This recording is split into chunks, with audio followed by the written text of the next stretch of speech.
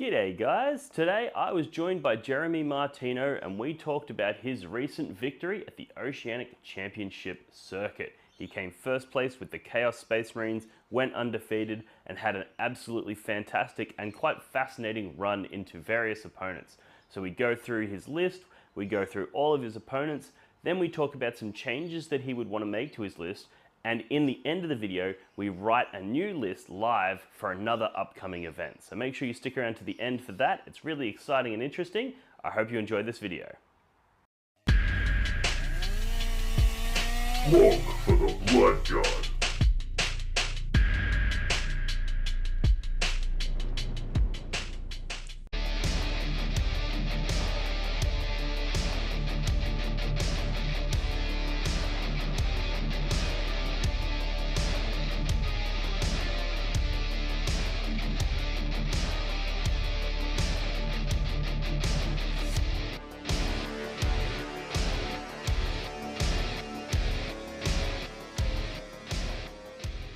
Jez, just got back from the Oceanic Championships where you came first with the Chaos Space Marines. Well done. Congratulations. Thank you very much. Had a really interesting run. You played against a few other Chaos Space Marine builds as well. So I think this is going to be a really interesting conversation about Chaos Space Marines in general at the very top of the meta because we experienced a few different variations of it. So I guess the first place to start is probably just to talk about the variation that you took yourself. Run us through your list, what you had in there. And then we'll break down, we'll go through all the different games, a bit of a high-level view of that.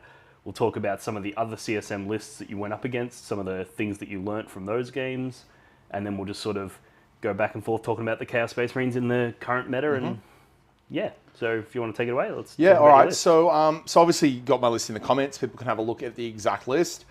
It's not too different from the archetype that we discussed in that last video we did coming back from, it was RACCON, and we were talking about like what's good in Chaos and how to build on the list that I took to that event.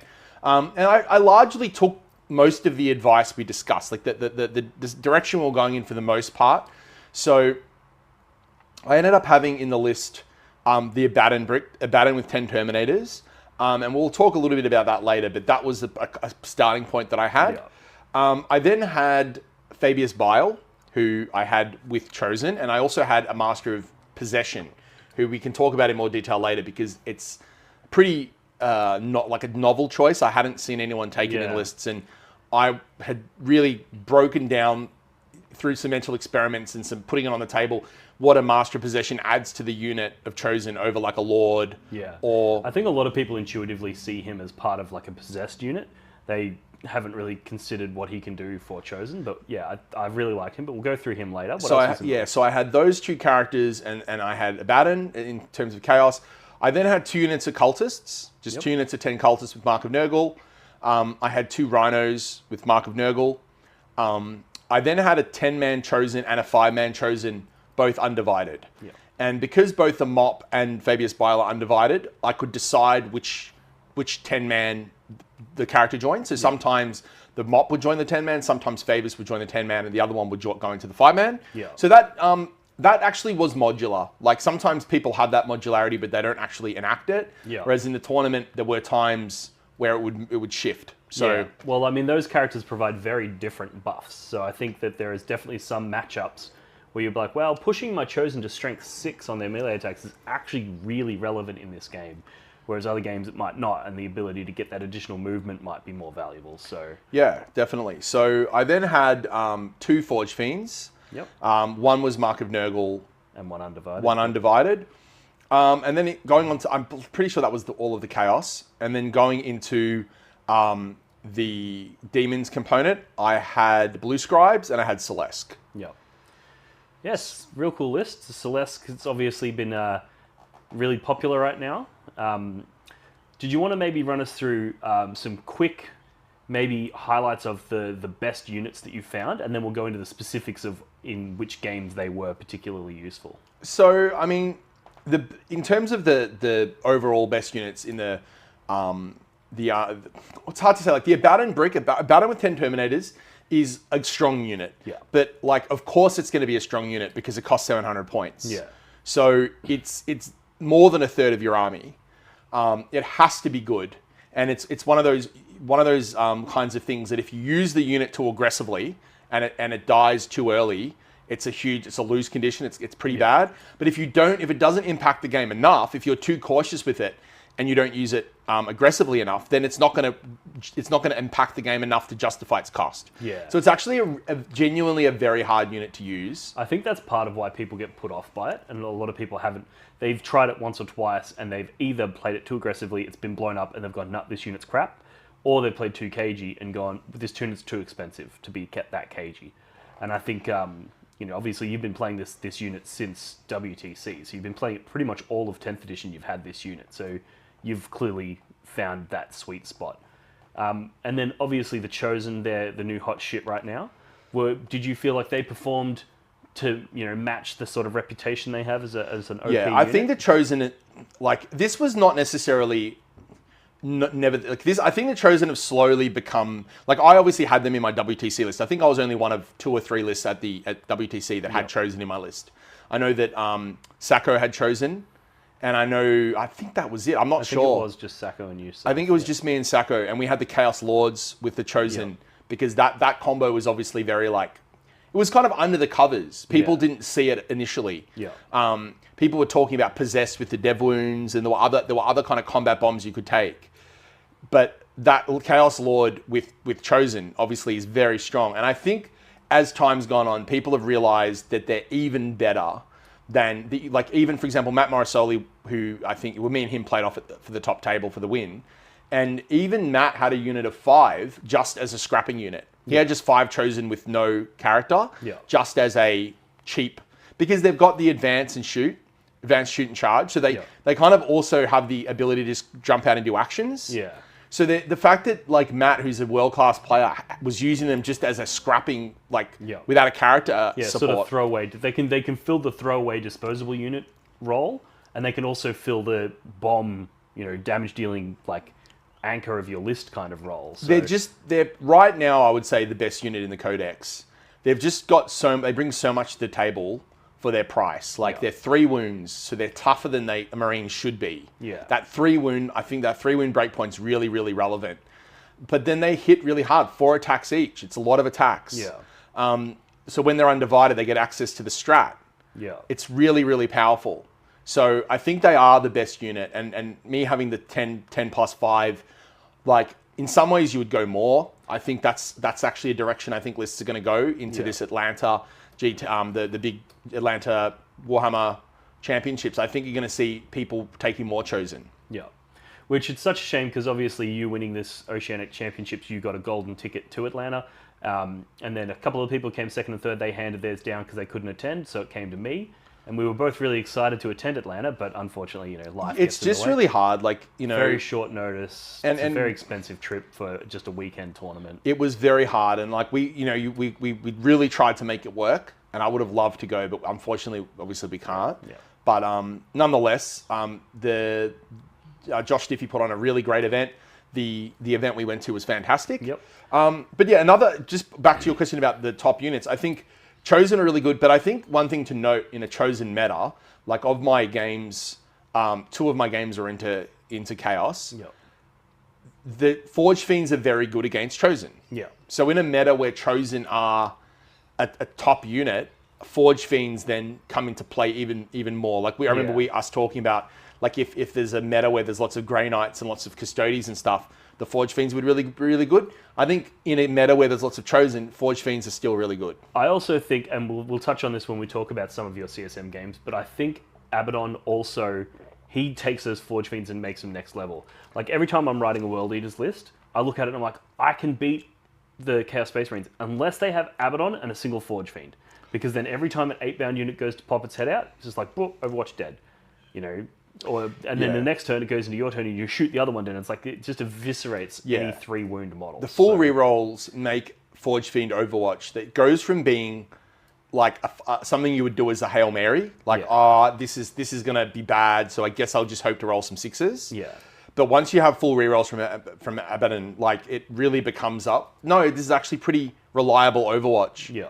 So I definitely think that's one kind of element of Abby that people forget. They forget that the defensive, the way in which he buffs Overwatch is a really powerful tool as well. Because it literally doubles your Overwatch output, more or less, because instead of 1 in 6, well, now you're re-rolling those other 5, and 1 in 6 of those are going to become a hit. He also sometimes, like if he doesn't generate a CP on your own turn, for example, you roll a 1, or you aren't eligible to do it. You aren't eligible to Dark Pact with him because you advance or something like that, whatever it might be.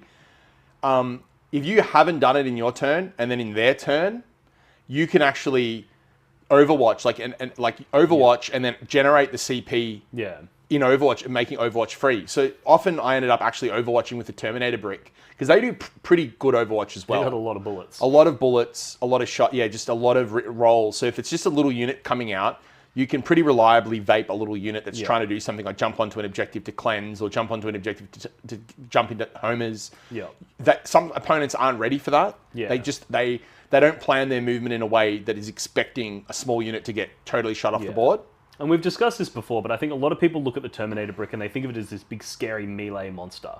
But like you've said before, that often the most impressive part is their shooting because people don't see it coming, they don't plan for it. And when you go, cool, I'm just in my shooting phase, I'm going to shoot that war dog and I'm just going to kill it with bolters because I'm getting those lethals on 5s and I'm just putting a ton of wounds on it. I think the shooting element of the list, which is unlocked by Abaddon. So I think if you're taking Abaddon, that kind of informs the rest of the list. It means that you are taking big units so that you get maximum utility from your Overwatch, that sort of thing. Definitely. And I think like if you're going to take... I think they are currently a unit that marries together. Like if you... Well, not necessarily, because some people do take... I know there's the list where you take Abby with cultists, lots of accursed cultists, and you use him as just like an aura. And that's viable, and I get that. And I get that in that list he serves a different purpose. Yeah.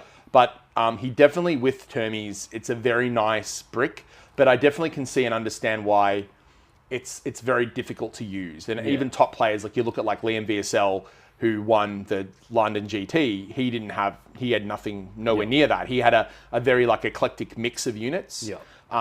And he kind of went more the MSU road, which untethers yourself from having that big, expensive brick you have to protect. Yeah. So I definitely could see myself in the future, especially in this meta, and we can get onto that later, but in this meta, I think it's hostile to the Abby and Terminator unit. Yeah. I think as good as Abby and Terminators are, the current meta is hostile to it, and we can talk about why. Do you want to talk about that now? Well, maybe we'll save that towards the end, because what we'll do now is we'll go through the games that you played. So there was 4 games, we'll go through those, and then we'll talk about what we think the future is going to look like for the CSM, because obviously there's a lot of changes, and a lot of those will come to light when we talk about the matchups. So just a couple of other quick things in regards to the event, just so people have some context. It was a 5-round event, however, they were trying to create a situation where there would be a single undefeated player, so that we could work out who gets this ticket. So as a result, yourself, me, and a few of the other high-ranked players took a bye round on the first game. So we didn't get to play a game, which was good because it was held at a brewery, which I'll put some photos up of the beautiful venue.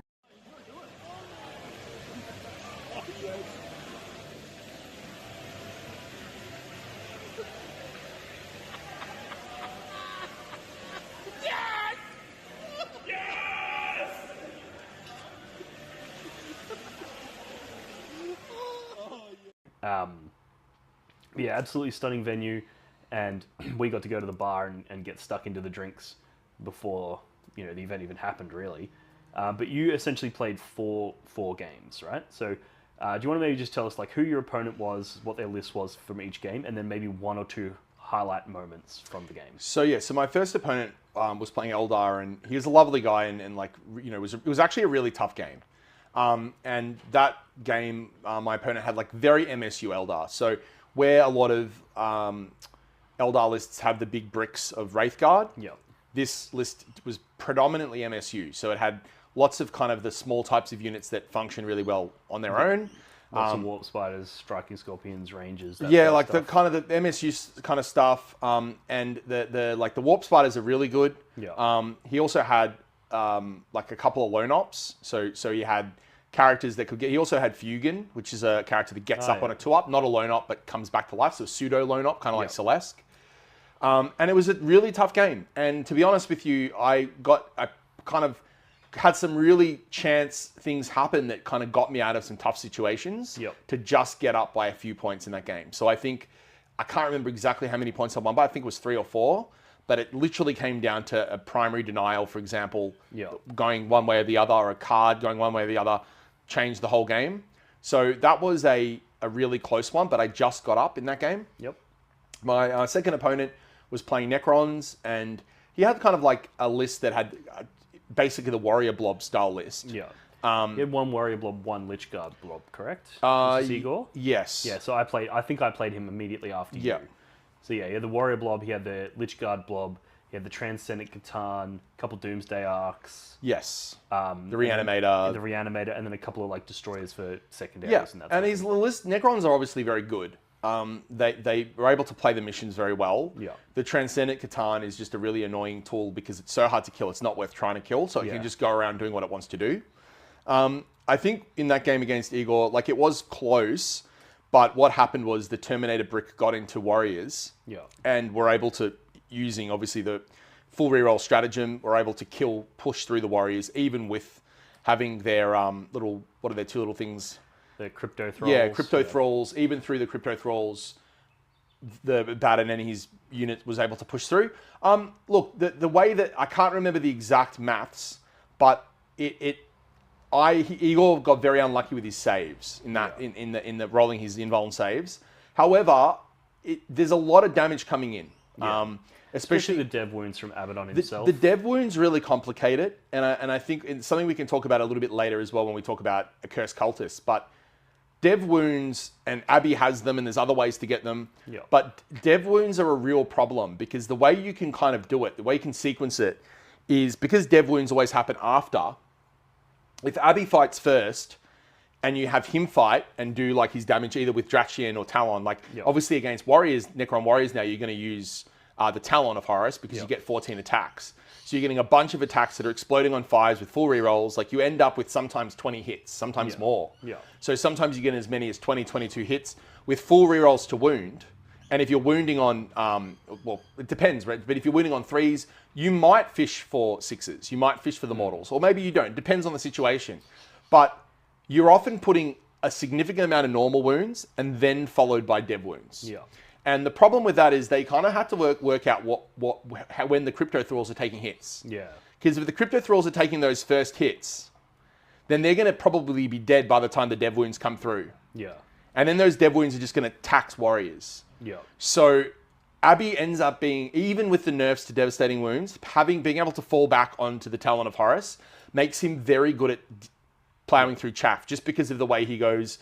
They can't choose it, because if they could choose, they might go, oh, we'll take the dev wounds first and take 4 up, feel no pains, for example. Yeah. But they can't do it like that. So that makes him very effective in that respect. Then you have all the power, all the attacks come in from the power fist and the accursed ones later. So that ended up basically breaking through that brick, and that kind of got me through his lines, and I ended up cleaning him up. But it wasn't it was still a close-ish game. Yeah. I then played, my third game was a CSM mirror match, and my opponent, who's actually, his name's Lockie, he's going up to actually taking the ticket. Yeah, he ended up taking the ticket. He was playing literally like a copy of Liam VSL's list. And so if anyone's... I was going to say, update for the people who don't remember it. I mean, I don't remember the exact, like the list by heart, but it was basically three chosen units, like 2 units of 5, unit of 10, 3 Chaos Lords. Yep. It had 2 units of 2 Obliterators, 2 Forge Fiends. It has Celeste. It has a unit of Cultists. Yep. Wow, I think just one Rhino, or maybe 2. I think just 1 Rhino. Yep. No, I think it does have 2 actually. I think I saw him with 2. I think it's 2. It does have blue scribes. I think that's for the most part the list. Yeah. So it's got some 2 units. It's kind of MSU. It doesn't have that Abaddon brick. Like, so the points where that Abaddon, it goes into a blitz. It's amazing the amount of things that you can get when you pull that Abaddon brick out. And I actually, well, I mean, we'll touch on it later, but I actually think that's the direction a lot of people will take the CSM. Yeah. And it's a good list. Like, you look at it and you go, okay, it's got so much ability to play with the board. There's so many threats. It's got all this resilience. It's got, like, blue scribes. It's got Celeste that comes back. Yeah. It's got a lot of resilience. And I think Liam, I'm not actually sure, because I haven't been following the European meta too hard, and I don't want to attribute it if it's not true, but Liam's the first list I saw that took Celeste. Yeah. I'm not sure if someone else pioneered it before him, but like I guess he gets the credit. Like he won the first big event, but if someone else did it, maybe it was Sacco, maybe it was someone else. I don't know. Yeah. But that's a pretty big revelation. And when I saw Celeste, and I was like, oh, okay, we looked at that. That then went into my list. Yeah. So I played that game, and I won a very close game. It was very, very close. Yeah, it only came down to a couple of points, right? I think it was 3 or 4 points, something really small. And it was really, really came down to the wire, and it was played very well by my opponent. And then my final game was into another Chaos Mirror match. Before you get on to your final game, I think the standout, after having discussed that game with you in depth, the standout moment for me was when your Forge Fiend overwatched and killed like almost an entire unit of Chosen. So this is an argument for why including Abaddon in the list at some capacity is of like high value, because otherwise you would have just been playing scrapping back and forth. Whereas being able to go call the Forge Fiends here, your 10 Chosen jump out, they're going to try and charge me. And I just killed you killed 7 of them, I think? Killed 7 on Overwatch. Like, that's wild. It is pretty wild. But like, I mean, you look at the maths of it, it's swingy, but when you're getting the +2 shots for a unit of 10, so it's getting 3d3 +6. So on average, it's getting 12 shots, right? Yeah. And so you should get like 4. Yeah, you should get about 4 6s, and that becomes 8 hits. Yeah. And then you're winning on 2s. Yeah. Killing them on 2s. Well, and then they might get a save, but then on a 6 it's a dev wound if you do that. Yeah. And like I rolled a little bit hot, but when you look at the maths of it, I think 7's not unreasonable. No, and sometimes you spike up and you might get instead. I think I got like 5 or 6 6s. I think I got 5 or 6, and I ended up getting a lot more. Yeah. But the reality is, you're right. I think that was a very, and I think my opponent would agree that was a very pivotal moment of the game. Yeah. Because if the Overwatch whiffed, then it probably would have pushed it back the other way. Yeah. Yeah, so that's what, before we start talking about pulling Abaddon and the Terminators out, I think it's also of value to highlight those moments where that unit was absolutely And I think killer. it's also worth noting, like in that game, this is probably where you talk about it, where the Chaos Lords, they're so good in the mirror match against Abaddon because they just, on average, in a heroic challenge, kill him. Yeah. Like when they pop their buffs, and you guys can do the maths on it, like you end up with the 6 attacks, hitting on 3s, but with full rerolls, exploding 6s with full rerolls to wound. You can fish for dev wounds, and you just need 3 dev wounds to go through to kill Abby. Yeah. And even if you only get 2 dev wounds through, but you get like 3 saves, and you've got 3 4-ups to pass, or he's dead. Yeah. Like, and even with CP reroll, I don't like those odds. No, the stats are pretty high. I think it's like 70+% chance you kill him, and it's just kind of bad. Like it's when they can throw a 5-man at you and just assassinate him, even though they're going to lose their 5-man. Yeah. And their 5-man probably doesn't kill that many Terminators in addition, and then your Terminators probably finish off the most of the unit. It's still a trade that's very good for them. Yeah. So I think for that reason, and because of Chaos Lords are so prevalent, I think they almost single-handedly make Abby a risky choice. Yeah. So the list is very strong. It's a great list. And then my final game, another Chaos game against Matt, and he had a list that was kind of very eclectic, like quite different. It had a bit of everything in it, so it was kind of like almost a mash of. Like he'd taken inspiration, and Matt's obviously very creative, but he had taken inspiration from a lot of different styles of lists. So he had Forge Fiends, he had a 4-man Ablit unit. Yep. He had a unit of Accursed Cultists, the big unit of Cultists with the 5-man commune. He had Chosen. I think he had a unit of 10, 2 units of 5, and 1 and 2 Lords. Yep. So he had, as we spoke earlier, he had a 5-man floating and then 2.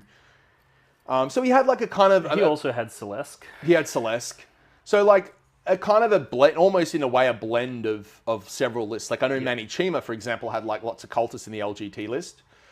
So solely just went for 1 unit, but it's a good unit, but it has its limitations, which we can talk about like afterwards. Well, I actually played solely in the first round with my double Lord of Skulls list, and that unit of Accursed Cultist killed a Lord of Skulls. And I was like, what the hell is their cultists? I did not see it coming, but he put some damage on it, sent them in, full rerolls to hit and wound with +1 to hit and wound, just massive damage. So they're definitely a unit that you don't want to underestimate. Yeah, so I mean, they're very good, and we'll talk about. I mean, we can talk about it now since it's come up. Like, I think they are very good, and I think like they're definitely something that at some point probably gets nerfed. Yes. I think that if you look at the current outfit of them, they're in that top 3 to 4 CSM units, along with like Chosen and probably still Forge Fiends. Yeah. They are very good. It's also worth noting that both Loki and Soli's list have Warp Talons, which we can talk about as well. Yeah. But Warp Talons are probably as well in that top 4. So you probably have Chosen, Forge Fiends, Accursed Cultists, and Warp Talons with the top Chaos list. I think that Abbey Brick goes in as well, but that's, as we said, it's hard to use. Yeah, I don't. If we're talking in terms of predicted nerfs, I don't think the Abbey Brick's going to get it. I think Abbey himself might, but yeah, I don't know. Yeah, but the cultists are like, for anyone that doesn't know what they do, like the big guys, like you've got a unit that ends up having 6 of them, like 6 big guys, and they each do D6 plus 2 attacks. So on average, you're looking at about 31 attacks on average. Sorry, 33. I think it's 33 attacks on average, with 4 rerolls to hit and wound. But they're doing exploding attacks. Yeah. Because they're undivided and you do your thing. You're packed. 4 rerolls to hit and wound, and they're like strength 6 AP 1 2 damage or something. And they also get the once per game. They get advance in charge and +1. +1 to wound. So then they come in. I think if I recall, because I haven't used them in my list, so I'm not don't have the exact stats. I think they end up hitting on 2s. They go from hitting on 3s to 2s with full rerolls, and then they strength 5 AP 1 2 damage with +1 to wound and rerolls to wound. Yeah. So they end up just putting tons of wounds on you. They are very strong, and those big boys put out a lot of damage. The little guys not as impressive. Yeah. And I think people deal with them in the wrong way. Now I think when it comes to dealing with a cursed cultist, people have this kind of mindset of everyone acknowledges that the big ones are the threat, because they're the ones that do the damage, and they also have 3 wounds and they have a 6-up feel no pain. So people kind of think, okay, these are tough. They can have an invuln. Like Commune gives them a 5-up invuln. If they're near Abaddon, they'll get a 4-up invuln. Yeah. But the problem is, they are the threat, but they're also the things that tank, like the granular damage, the 1 damage shots. So what people kind of inherently think is, oh, the big guys are a problem, so I'm going to shoot them with damage 3 stuff. Yeah. The problem with that approach is if you shoot them with high damage stuff, they're just not taking those wounds on the big guys. Yeah. So I've seen, like, I saw some of the streams at LGT. I've seen people play and just try to put high quality damage into them. It doesn't work. Yeah, you need bulk small arms. Because they have tons of little guys, the little guys just absorb all the big damage hits with an invuln, and you end up doing nothing. And then they can res 3 little guys each command phase. Yeah. What you actually need to do to deal with them is to put bulk small, and it's kind of counterintuitive because you think, but wait a second, like you're trying to kill big guys, why are you putting lots of small damage in? Putting lots of small damage in puts your opponent in a predicament. Either... because they don't want to take it on the small guys, because those small guys will just evaporate very easily. Yeah. But also, they don't want to take it on the big guys, because then they're going to lose their big guys. That's exactly what happens. The small damage. So I actually think there's just this mass lack of experience at dealing with them. Yeah. And once you kind of just go, okay, all I need to do to deal with these accursed cultist blobs is just put lots of 1 or 2 damage, because 2 damage shots is quite useful because they have a feel no pain. Yeah. So putting 2 damage in isn't the worst thing, but just lots of 1 damage shots in, lots of bolter shots, combi weapon shot, whatever, flamer shots, whatever you're putting in, you might think, well, it's not going to do anything because they just take them on the 3-win guys, but that's fine. Yeah. Because if you get 9 wounds through and they take 3 big guys off, well, you've just reduced their damage significantly, and they can only ever res 1 big guy at a time. Yeah. So, against Soli, I mean, admittedly, like, my Chosen went off a bit, but my Chosen unit my 10-man unit was able to push through over 2 combat phases, the Accursed Cultist unit, because there's just a lot of attacks coming out of that unit. Yeah, they're a really good candidate for Khorne Berserker charges. That's... Yep. If I'm writing my World Eaters list, I'm like, I want at least 1 unit of 10 Khorne Berserkers, even though they're arguably still overpriced. But the fact that they just have that many 1 damage attacks that don't care about your invulnerable save because they're low AP anyway, they're just really good at clearing out Necron Warriors, Accursed Cultists, those sorts of things. Things like Warp Spiders that put out like lots of like volume. Things that can put out lots of volume, I think, are the answer. So like if I was thinking about how to deal with Accursed Cultists with different meta lists, I'd be thinking, what units can I take in my army that put out bulk, reliable volume of wounds? Yeah. Just weight of dice. Yeah, Just and load things them up. like big unit. Maybe you take a unit of like 10 warp spiders that you can blink in and just go like whoosh in one go. Yeah.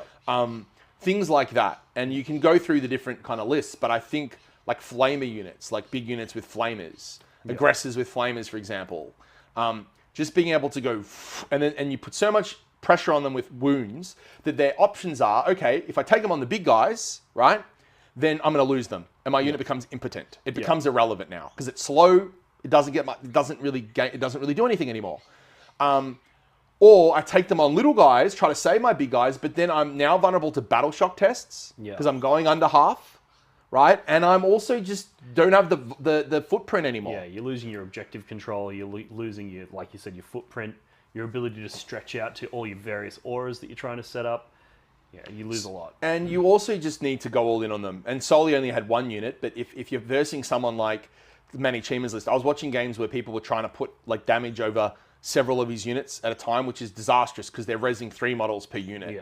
You need to just go, if you can pick kill, one if you can pick one and kill it, that's a pretty big accomplishment. And that goes to show how good the unit is. Yeah. It's a very strong unit, but you need to respect that it's kind of like a Necron brick. Yeah, it's like a Necron brick that actually hits you back. Yeah, exactly. So, I really like the Accursed Cultist. I really like the Chosen. I also still really like the Abaddon Terminator brick. I obviously like Forge Fiends. I like Obliterators. I think Obliterators have a role where, you know, their ability to drop down, shoot something, and then line up on something else so that when their turn comes and they go to move, you go, cool, now I'm going to Overwatch that thing, so you're killing things in both turns. How do you fit it all in one list? It's very hard. And I think you kind of look at the 3 lists that, like the list that I took, you look at like Liam VSL's list that Lockie had, and you look at like a list like Soli's had that tried to blend it all together. You actually just can't take all of it. Yeah. You can't. Like my list didn't have Obliterators. As much as I spoke about in the last video about Obliterators being something I really did try to put them back in. Yeah. They're just very expensive. Yeah. They're just really expensive now. So when you're looking at the 3 lists that we've discussed, is there any element in your list that performs so well that it's just like that's locked in? You can carve that in stone. That unit stays. Okay, so yeah, I think this gets us to the point in the discussion where both my opponents, in fact, pretty much all my opponents, but especially the 2 Chaos Mirror Match opponents, could kind of see the value of the Master of Possession. Yeah. Because the Master of Possession, and this is kind of the selling point of it, is you kind of look at the Lord, and the Lord is a massive. We've spoken about how good the Lord is. Yeah. It gives you the free strap, so the Lord allows you to activate your full rerolls more regularly. You also can activate it multi-times in a single phase. Yep. He also goes nuts and does really good damage. Like he's a really good like damage character as well. So the Lord's got all these like really strong abilities. The Lord also has like a defensive element if you factor in that he allows you to do the Armor of Contempt strat for free, which is normally 2 CP. Yeah. So that's pretty nice if you want to use it defensively. But Master of Possession, he's 5 points more than a Lord, so he's 80 points. And what he does is he moves 8. So he just has a movement value of 8, which I think the reason that GW getting such a high movement value is so that he can keep up with Possessed, because Possessed moved 9. So he moves 8.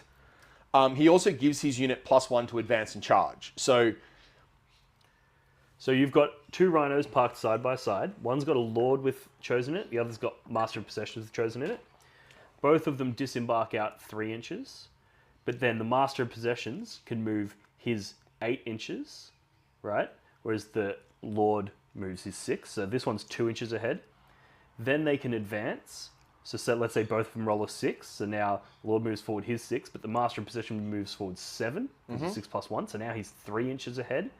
And then when he goes to charge, he gets +1 on that as well. So he gets a total of 4 inches ahead, assuming all the dice rolls are the same. So you're you're gaining 4 inches of just hard movement, assuming you make your charge, which...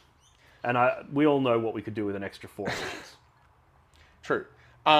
You definitely do. But anyway, so the point is that if you look at it, you know, for what that does, you're like, okay, 4 inches, it sounds good. You're like, okay, 4 inches is good, but is it worth like what a Lord does? Yeah. And I think in order to really understand this, I would advise anyone considering this to set up a table and set up where terrain normally is, the staging spots of terrain. And that's what really defines the difference, because there's a lot of staging points that are kind of like about a third of the way into the board. Regardless of the deployment zone, there's some staging points that are about a third of the way in. And when you're a third of the way in, that additional 4 inches of movement, 3 inches It actually allows you to tag their home. It actually allows you to tag that objective that they think is safe over in the corner there. It's actually not safe now, because that extra 4 inches, sometimes it turns what couldn't have been a possible charge into a charge. Yeah. And sometimes it turns what would have been like a charge, like a 10-inch or a 9-inch charge that's not worth the risk. Yeah. Your opponent might say, I'm putting my stuff here, I'm giving you a 9 or a 10. And normally you'd be do I really want to disembark this brick for a 10? Yeah. But when that 10 becomes a 6, it makes all the difference. It's also one of those things where it's like it turns a 5-inch or it turns a 6-inch charge that the Lord would have to make into an actual automatic charge. Yeah. Because Snake Eyes plus the 4 inches of extra movement that you've gained makes it automatic. It's pretty good. So I think definitely that unit for me was like, and my opponents kind of both acknowledged, okay, this extra movement's making a big deal. He also gives the unit 6-up Feel No Pain. And that sounds kind of like, meh. And it's not amazing, but it is in a meta where people are targeting your 3-wound models. Especially if they're targeting them with things like Forge Fiends, Chaos Lords with the Thunder Hammers, all of those 3 damage shots. When you're going, cool, I get 3 attempts, as long as one of those is a 6, I actually survive another turn. Yeah. That actually means essentially every second shot on standard sort of rolls is actually going to fail to kill you if they're hitting you with 3 damage. So where your Forge Fiend might have killed 6 or 7 or 8 chosen, maybe it only kills 4 or 5 with the mop. And that does make a difference. So in the mirror match, it's good for that reason as well. So if you like, the main reason is the movement, but you add in the value of the Feel No Pain. And I feel like he was pretty much the reason why I won both of the Chaos Mirror matches. It's also worth noting he's no slouch in combat himself. He's got shooting attacks that can get precision against Psychers. Or precision all the time, but against Psychers he gets he gets 2-up, like anti-2-up. Anti-Psyker, yeah. So, and then he's got the melee attacks as well, which also have the anti-Psyker, correct? 2-up, yeah. So he's actually, in certain matchups, like I'm sure you would have had him in the Eldar matchup being like, oh yeah, sick. If they have any of these little Farseers running around, like if they attach Farseer to a unit or something like that, now he's providing massive value in there. He's not bad in combat. He's obviously no Lord, but he as you said, he's definitely not bad. I've almost, and I've been talking about with some people, like I almost, for me, if I ran this list again, I would probably run 2. Yeah. If I went to Atlanta, I would have 2 units of 10 chosen, each with a mop. Yeah. Then it kind of reflects on, it's like kind of like you have to talk about Fabius, because I had Fabius. Fabius is actually really good. Yep.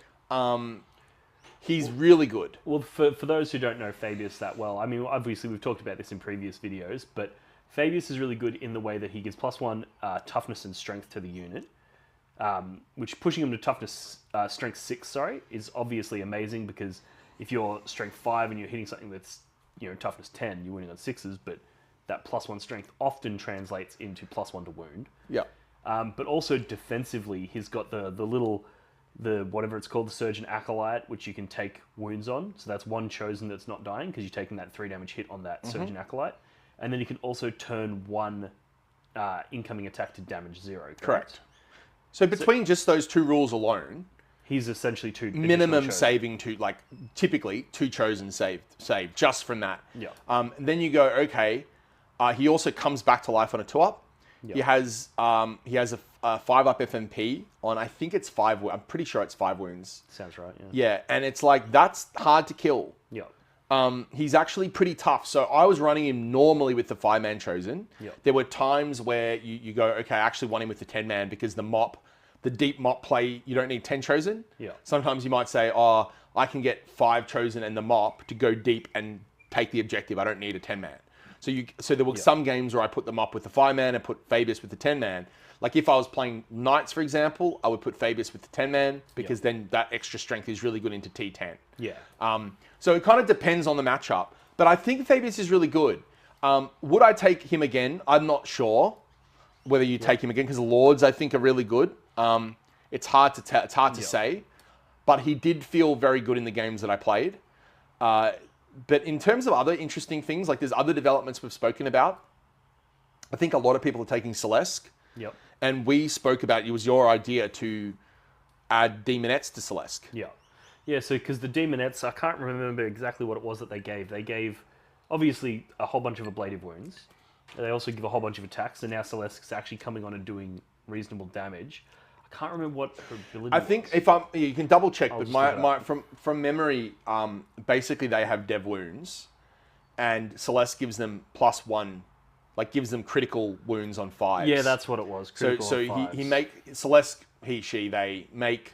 They them. Yeah, Celeste makes the Demonettes. 5+ critical hit. So Demonettes are doing mortals more frequently with Celeste in the unit. It actually makes that unit terrifying to come in. I mean, it does have its own flaws in the way that like it's now a bigger footprint, so it's going to be harder to just pop it in your opponent's backfield, which obviously is a really powerful thing to do with Celeste. You know, so it's not necessarily something that I would say people should be doing, but it's interesting. It's something I kind of want to investigate, and it's interesting to talk about. But like I think Celeste, everyone's identified, okay, for 120 points, it's like a mini Demon Prince. Like you're getting so much value out of this model. It does so much. But if you add, for another 120 points, add 10 ablative wounds with a solid invul and damage capacity. And then Celeste moves quickly, so she leads ahead and leads them in. And then they do solid damage as well. Yeah. That then makes Celeste a much bigger problem to deal with, because you can't just go, okay, I'm just going to pick up that assassinate point really easily, or I'm just going to take it out and kill it again. Yeah. It complicates things a lot, and I really think that's worth thinking about. Yeah. So obviously, in order to fit 2 big 10-man Chosens with Master of Possessions in it, another 5-man with either a Lord or Fabius, then you go, cool, you still want to keep your Forge Fiends. You probably want to keep Celeste and put in maybe some Demonettes. You probably want to keep your Blue Scribes. Probably at that stage, we're no longer talking about Abaddon and Terminators. So what are your thoughts on things like a Master of Executions in order to get the rerolls on those units? Because now you're going to be struggling to fund the CP because you're not going to have Abaddon regenerating command points. And what are your thoughts on that? That's a really good question. I mean, kind of have to give Lockie the credit because he brought it up. But like, there's people are talking about throwing in Master of Executions or throwing in Exalted Champions to units of Chosen, because you're getting a damage buff, whether it's reroll hits or +1 to hit, that you can then give you potentially can give relics to. But even if you don't give relics, you can just get a damage buff by adding that 70 or 80 point character to the unit. Yeah. And it's interesting. It's an interesting thought. So this is one of the things, and this is one of the areas that I actually struggle with when writing lists, because I end up in this, it's almost like a sunk cost fallacy, where I'll be like, okay, cool, I've got a big unit of 10 Chosen. If I add the Master of Possessions to that unit, that buffs all 10 of them, right? So that's really good value. But now, now I have a unit that's a Master of Possessions and 10 Chosen. If I add a Master of Executions to that, that's going to add even more value, and you double down. You end up creating these units that, yes, each one of those decisions was rational. Like, adding 80 points to give all of them reroll hits and an additional character for precision that has devastating wounds and reroll, that all makes sense. But at some point, you end up looking at the unit you've created, and it's not good. I think the reason why most people haven't considered it is primarily because, like, if you're running a Lord, the Lord's giving you, when you activate the strat, rerolls to Hidden Wound. Yeah. And if you're getting rerolls to Hidden Wound, the Master of Executions buff isn't relevant.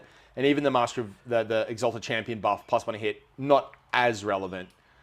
So people are assuming kind of, if you've got the Lord's adding the value in one little package. Yeah. I think once you investigate adding, like, the Master of Possession, it starts to gain more value. Yeah. And so there's definitely an interesting thought experiment for sure, especially when you're removing Abby. Suddenly that, like, ability to generate CP through, like, the Moe's ability when he kills characters, you get a CP, becomes interesting. Yep. So it's definitely something to think about. But in terms of where my thoughts were post my list, what I would be taking to Atlanta. Yep. I don't have the, like, exact list written. Of course. But essentially, I would drop the Abby unit. Yep. From what I saw from the Obliterators, both my opponents that were running the units of 2 Obliterate, or Sully had 4, Lockie had 2 units of 2. I actually still think they're overpriced. I think they're good. Like, I really enjoyed using them at WTC. I think they're a really fun unit to play with.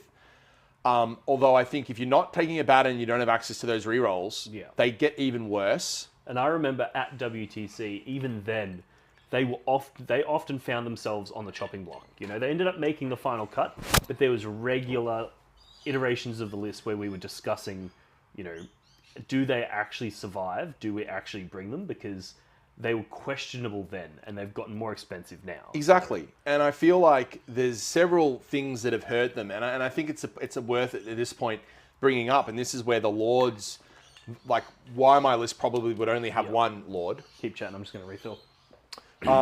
Is I feel though that the the reality of the situation is that Chaos list is so like dependent on the rerolls, hits and wounds strat. And if someone does have a Vect in their list, and I know some, and people are saying, oh, the Vect isn't in the meta anymore. And it's like, well, actually, like my Necron opponent had Vect. Yeah, I don't necessarily. I think the fact that people say Vect is not in the meta anymore is a good reason to include Vect in your list. I think people are underestimating Vect. They think, oh, because you can only Vect certain types of strats, Vect isn't as good anymore. And that's obviously true. Correct. Like, it's just the way it is. Vect is not as strong as it was. However... And by Vect, we're talking about, obviously, for those who didn't play in 8th edition, it's the ability to impact your opponent's command point costs for stratagem. So, Cultist Assassins are still being played. Yeah. Necrons are still using Xandarek. There are still ways to get it in different Marine-style lists. I think that's because a lot of the units that people were taking that have that ability are kind of good units anyway. Like, the Cultist Assassin is just a good unit anyway. A single little lone-op character that can disappear and come back. It's good for secondaries. It's good for, you know, like, it's just a good unit to have. Vect is kind of the icing on the cake there. Exactly. And I think the problem with if you go with the things like the Obliterators that want to reroll hits and wounds with that strat, if you go with too many units that want to do that, I feel like Vect just hurts the army too much. Yeah. It just destroys the army's damage output. You're effectively creating a vulnerability, even if it is a vulnerability to something that's not super popular. Wouldn't it just be better to not have that vulnerability? So I wouldn't be surprised if we see lists with Vect targeting Chaos. Obviously, if you're hitting other parts of the meta along the way, great. But if you're able to just make Chaos lists significantly less useful, like, because if you look across the board, Chaos lists that want to run a Cursed Cultists, they want to use the strat. Yeah. Chosen want to use the strat. Yeah.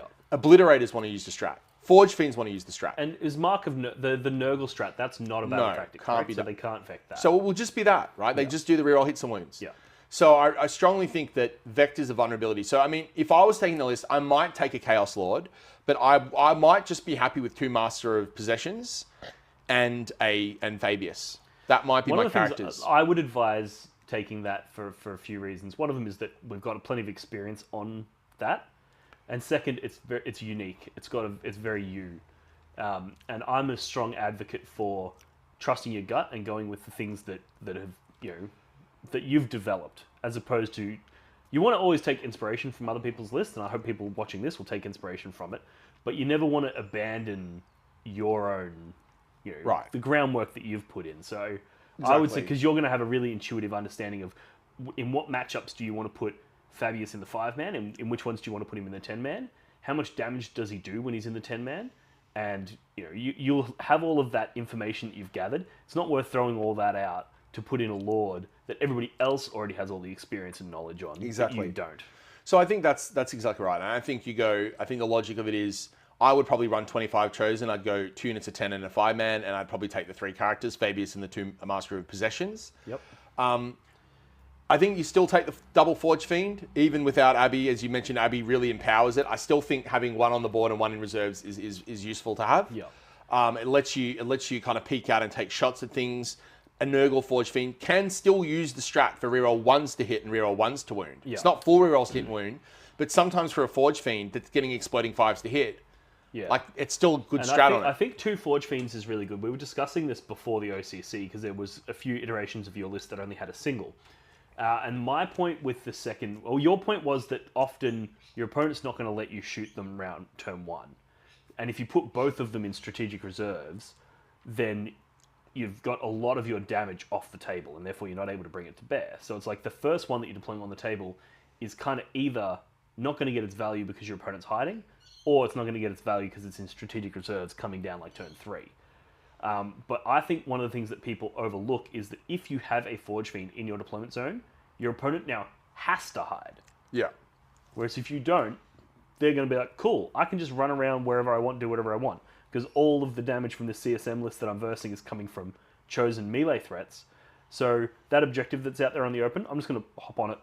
Yeah. Whereas being able to go, oh, cool, you hopped on that, so now the Forge Fiend comes out and shoots you. Now your opponent can't just hop on that objective. Definitely. And if it's the Nurgle one and it can pop the strat, it becomes annoying because you can deploy it in a way where it's kind of vulnerable. You know, it's deployed kind of forward, and your opponent normally would be like, oh, I'll just shoot it, but they can't. Yeah. And that is quite powerful. So I would run the double, keep with 2 of them.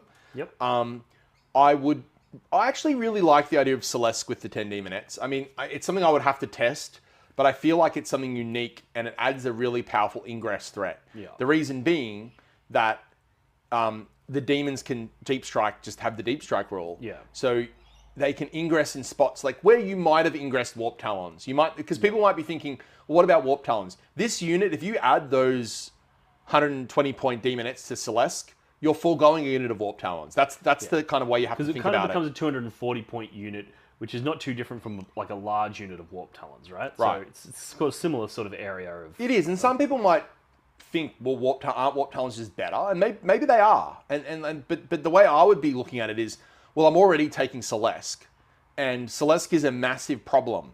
And I think dealing with Celeste, and as has been demonstrated by several players over several tournaments, Celeste is a very, very good unit. Adding 10 ablative wounds to her that can be, that are annoying to get through. Like, it's like, where are you finding these shots to go in? Become a problem. And then if she's able to make that charge, like ingress in a spot that they can't shoot, and then you go in with this charge, the unit hits really hard. Yeah. So I would probably go with that option. And I'd probably also add a unit of 5 Warp Talons to the list. So the list would be losing Abby and the Terminators, but I'd be adding an extra unit of Chosen with the Master of Possession. I would be adding Demonettes for Celeste, and I'd be adding my what was the other thing? The Warp Talons. The Warp Talons. Yep. They're the main swaps. I think I'd end up with more points. I'd actually end up with extra points. Which might get you another Rhino. Yeah. Well, the other thing I like, and this is something I really like, and I don't really haven't seen many people doing this. I really like just a unit of the Min Accursed Cultist unit. Just like 5 and 3. Yeah. So you get 5 little guys and 3. The reason why I like them is they fit in a Rhino. So you can start them in a Rhino and then advance, like disembark them out onto an objective. Yeah. So you get this like unit that kind of jumps straight out onto a safe objective. Yep. And it can be Mark of Nurgle. Like this unit would be Nurgle, it wouldn't be Undivided. Yep. So it's Mark of Nurgleable. But it's also one of those units that your opponent can't dive in with like, a small unit and expect to kill it. Prattle, yeah. And for those wondering, when we're talking about safe objectives, right? So if you picture a board where you've got, say it's table quarters, your quarters here. Oh, hang on, I don't know how this is. I'm just going to look at the camera for a sec for this to work. Okay, so your quarter is down here, their quarter is up here. The objective that's above you is your safe, and the objective below them is their safe, because the distance between your home and that one is longer than that. Yeah. And generally, they're pretty well protected as well. So it's an objective that you're able to get onto fast, and it's pretty well protected, and it's a long distance from your opponent, but it's not your home. And that's typically something Chaos have struggled to like, because like something like, for example, Accursed Cultists, if they're not coming out of a Rhino, might not have the movement to get there. So it's an interesting kind of situation where often Chaos struggle getting to that safe objective on turn 1. Often it's like blue scribes jumping out onto it, which can be easily denied or killed. Yeah. 5 Chosen, for example, it's a big investment to jump out onto there, just be shot at. Especially when they're damage that you want to be using to hurt your opponent, not just sit on So an typically people would use like 5 Nurgle Raptors maybe to do this. Yep. They might jump 10 normal cultists out, and I've been personally using 10 normal cultists with Mark of Nurgle. The problem I found with 10 normal cultists is someone can come out with 5 warp spiders or just very, very types of things and just kill 10 cultists in a volley. Yeah. That's a concern. The power of being able to go, here's 8 accursed cultists, is now you have, they're tougher and harder to get through than 10 normal cultists. Yeah. For several reasons. Like, it goes without saying, 3 extra bodies. Yeah. Oh, sorry, not 3 extra bodies. 2 less bodies, but 3 bodies being 3 wounds, and 6 up F&P across the unit, just make them harder to deal with. It's just more wounds. They don't have sticky objectives, though, correct? They do not. They do not. But what they do have is they res 3 little guys in the command phase that are 2 OC each. Yeah. So unless you can kill the whole unit, they're going to have 8 OC on the objective because you're going to res 3 and you're going to have a minimum of 1. So minimum of 8 OC, which most armies like 5 warp spiders or whatever people are going to jump out are not 8 OC. Yeah. So they have this inherent capacity that unless the whole unit dies, you're going to have 8 OC, and you can obviously spend that CP to auto pass the battle shock if that's the case. Yeah. But although, having said that, this is another important thing. With an 8-man, they don't actually get battle shocked. Because if you have to kill a lot of them. Well, it's actually not. So this is another thing that's really important. If you only have 8 and they kill you down to 1, because if they kill you down to 0, the unit's dead. Yeah. If they kill you down to 1, you're going to res 3, which means you're at 4 out of 8 models. You're not battle shocked. Okay. So it's a really cute number. It works really well, and I don't see anyone taking these 8-mans. Everyone's taking the big units and they're putting the buffs and they're using them as damage. I would probably swap one of my 10-man cultist units to an accursed unit. The accursed are more expensive though, correct? Yeah, it's like 95 for the 8 instead of 55. So it's 40 points more. Yeah. But that's a much more like guaranteed safe objective holder. And it's also one of those things because that unit can still do, not significant, but reasonable damage. Like they can scrap with things, they can hurt stuff. And it's also one of those things where if your opponent fails to kill it, they've effectively done nothing because over the course of the next 2 command phases, you're going to come back to that full health. So that allows you to string out onto objectives so they got more movement.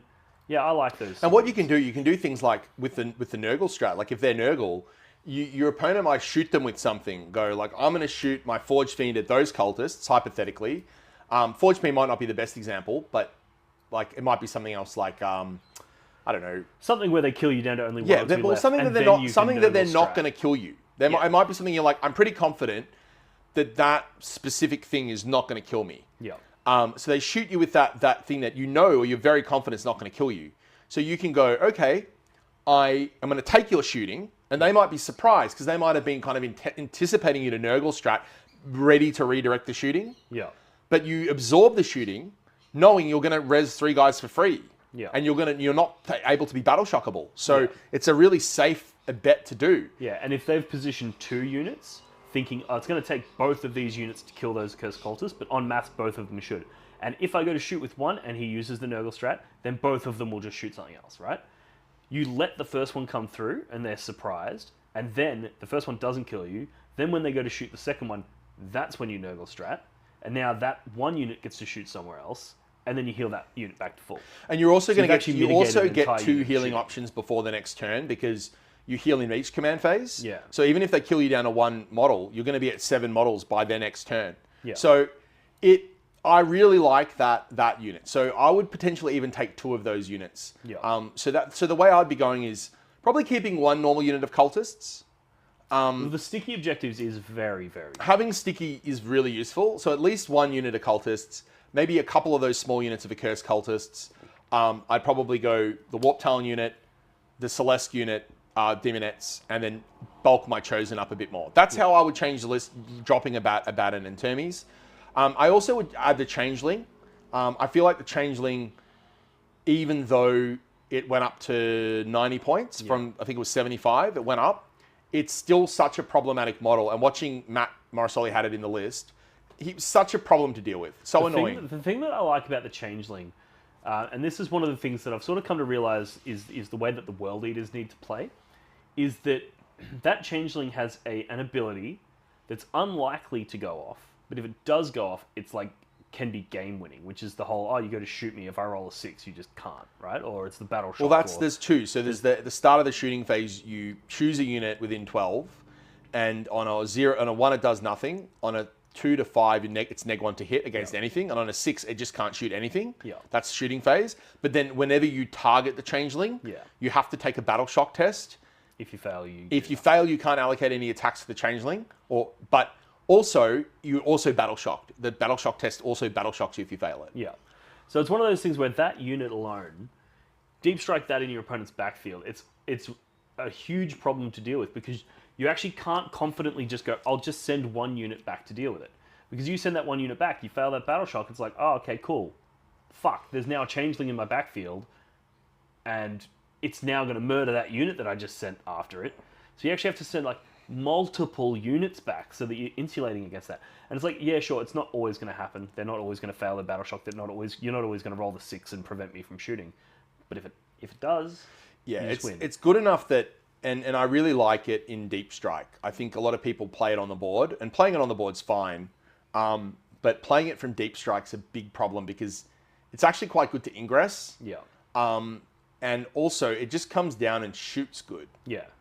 And you were talking about potentially pairing it with Celeste, because then when they come down, they've both got good flamer attacks. Yeah. And it's enough that it can actually just clear some chaff off of an objective. Yeah, and then you kind of like really threaten a flank. Like if you drop, regardless of whether the Demonet's with Celeste, like you can, let's assume we're not running the Demonet version to be in the normal meta. If you drop Celeste and Changeling on a flank and double flame, like you're getting the 2d6 flamer shots plus the 6 shots from Celeste, and then the d6 plus 3 from the hazardous version of Changeling. Yeah. That's like a lot of solid auto hitting shots that you're just putting in, and you're gonna kill like 10 cultists with that shooting, right? You're gonna get through things. Yeah. It's not going to kill many Terminators, but it's going to do decent work into the things that your opponent generally will try to use to screen their backfield. And this is these two characters. It's relatively hard to stop them from being able to target that stuff. Yeah, and then the opponent kind of goes, crap, I've got to now try to pivot to deal with a lone op that's got its jank. It's probably it's disruption, but also Celeste, who's pretty tough and comes up back on a 2. Yeah. So does your opponent just give you that flank? And if they do give you that objective, that flank, they're giving it to you for 120 plus. They're giving it to you for 210 points.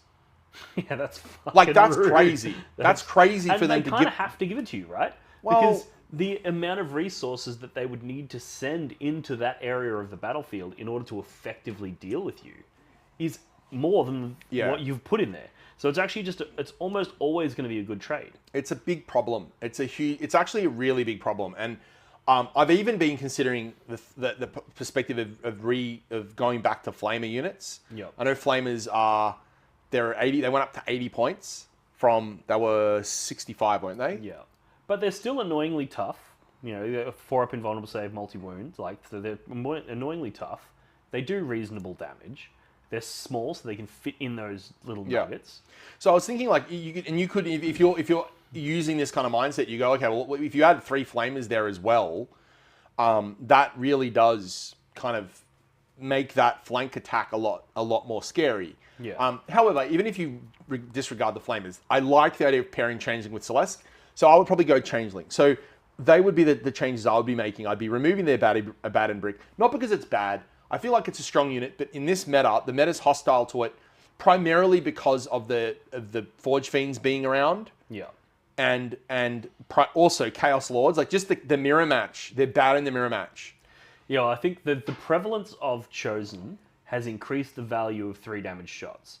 And that has increased the prevalence of 3 damage shots. And 3 damage shots are a problem for the Terminators. So it's kind of created this whirlwind of meta change that is not very good for us. And then you kind of look across other armies. You go, okay, well, let's not just look at that. Let's look at like an army like Eldar, for example. And the Terminators are, like, the Abaddon Terminator unit is good into Eldar. But they really need to do a lot of work into Eldar if they don't overcome, like if the Eldar opponent can kind of pivot around them. Like, for example, we looked at what happened in the LGT. I mean, Abaddon, when he's isolated, Eldar through Miracle Dice or Fate Dice, and also the Incarn just kills him. So if the Incarn goes in, if you let the Incarn teleport in and heroic Abaddon, the Incarn will likely kill Abaddon. Yeah. And that means you have to play him so tentatively against an Incarn list. I just think, and a strong opponent that knows that they can just pull that threat over you. They can go, I'm not going to commit the Incarn and let the Incarn die. I'm just going to hold him so you have to keep Abaddon protected. Yeah. And you'll have to just hold Abaddon. And the Incarn just trumps him. So, and then if you whittle the Terminators down enough, if they can get like a melter shot into you, you might just lose like what happened with the Autarch. The Autarch just like one-shot Mani Chima's Abaddon. So I feel like into Eldar it's okay, but it's not amazing. And And like you keep going down the list, like into Tau, it's really good. Like if you're anticipating Tau, well, one of the good things that you can do with the Abaddon Terminator brick in a matchup like the Tau is you rapid ingress it, Right. and you just emerge 12.1 inches away, and it's like cool. Now when they go to shoot you, you go Nurgle strat. like, they can't shoot you, and it's you're true. right But if I was there. playing Tau into a list that did that, and I was sitting on a list with a bunch of piranhas and a bunch of like what are they called? It's pretty easy for them to screen it out, right? They Yeah. go, the Crisis Bomb is here. They've got a Piranha there, some stealth suits or whatever there. Some people are wearing a little Vespid. Some Tetras or whatever Yep, there are. Tetras. Like, they just go, cool, here's all the stuff, stealth suits here. You actually can't wrap it. They'll never let you do it. A good Tau player will never let you do it. Which means you have to pivot your game plan around eliminating their small stuff so that you can facilitate this Terminator play. So I like the Terminators. I just think that the current meta is quite hostile to them, mainly because of the Chaos Mirror match. It's like they're good into they can be good into Eldar. They can be good. Another thing that Eldar do well into the Terminators is the Night Spinner just shooting at them. One Night Spinner targeting them Can't advance. like means you can't advance. Yeah. Like Greg did it to me. People do it. They just go boom, and you go, oh crap, I can't advance. Which means even if your unit's out of line of sight, you're still tempted to use the Nurgle strat to stop them from shooting you, just because you want to be able to advance in the subsequent turn. Yeah. Which, that's obviously not ideal, because what's the point of being hidden if you still have to use the frickin' strat? Exactly. What about... So there's a few other things. Nurglings, we haven't mentioned them. They're something that a lot of people get a lot of value out of. I think they're a really interesting unit because they have, obviously, OC0, so they can't really hold objectives, they can't do bits and pieces, but they have a few interesting abilities, like their Infiltrate ability, which is like going to allow you to move block certain things. It's going to allow you to get into areas for things like Teleport Homers, behind enemy lines, which means it opens up your fixed objective game. And also, they've got a 6-inch aura of neg1 to hit in melee, which what you can do is you can go, cool, I'm going to send in my Chosen, and I'm also going to send in the Nurglings behind them so that the target of my Chosen is neg1 to hit, which now means, like, if I fight over here and they want to spend CP to interrupt or something, you've got that sort of insurance. What are your... Because obviously the list you've just outlined doesn't include Nurglings. I feel like they're good. If you can include them, if they slot into your list in a way that 35 point slots in, fine, right? They're good. And like we spoke about in a previous video. But you're not going to drop a 100-point unit in order to include... No, and I think the reason why my list, for example, didn't have them that I took on last, like when we went to the event, is I feel like for 20 points, just 10 cultists are better. Like I would rather, for example, I'd rather 2 units of 10 cultists than 3 units of 3 Nurglings. I just think the cultists, they have OC, they have sticky objectives, they can actually do damage. They do some, they actually do damage. Yep. And they have the Nurgle strat. Yep. So when you combine the Nurgle strat plus OC plus more bodies, like they're not make the similar amount of wounds, but over more bodies. Yep. I just think the cultists are better. Yeah. And one of the things I've been doing, and I know you've been doing something similar, where you take with the World Eaters and the CSM. Obviously, I have Jackals, you have Cultists, but they fill essentially the same role. Mine hit a little bit harder in combat, but that's never really relevant. Mine shoot a little bit better.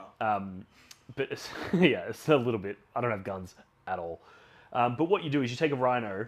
Turn 1, you disembark out some of your Jackals or your Cultists onto your safe objective, and the ones that are on your home that just stickied your home can embark in the Rhino, and then your Rhino can move towards your other objective. And then in the next command phase, you've now stickied both of the ones that are in your backfield, and you're able to disembark the Rhino onto their safe objective. And now all of a sudden, half of the objectives on the battlefield are sticky by you. And then if you can keep the fight happening in the center and in their home with all your Chosen and your various other elements, those cultists are going to pay so much back in terms of victory points gained. Sticking objectives is really good. Yeah. It goes. I mean, everyone knows. I think all of us, like, we've all played with units that can sticky objectives. They're just very valuable for several reasons. Like, there's the surface level of, like, once it's sticky, they have to go onto it to take it off you. But then sometimes just being sticky means they need to out OC you.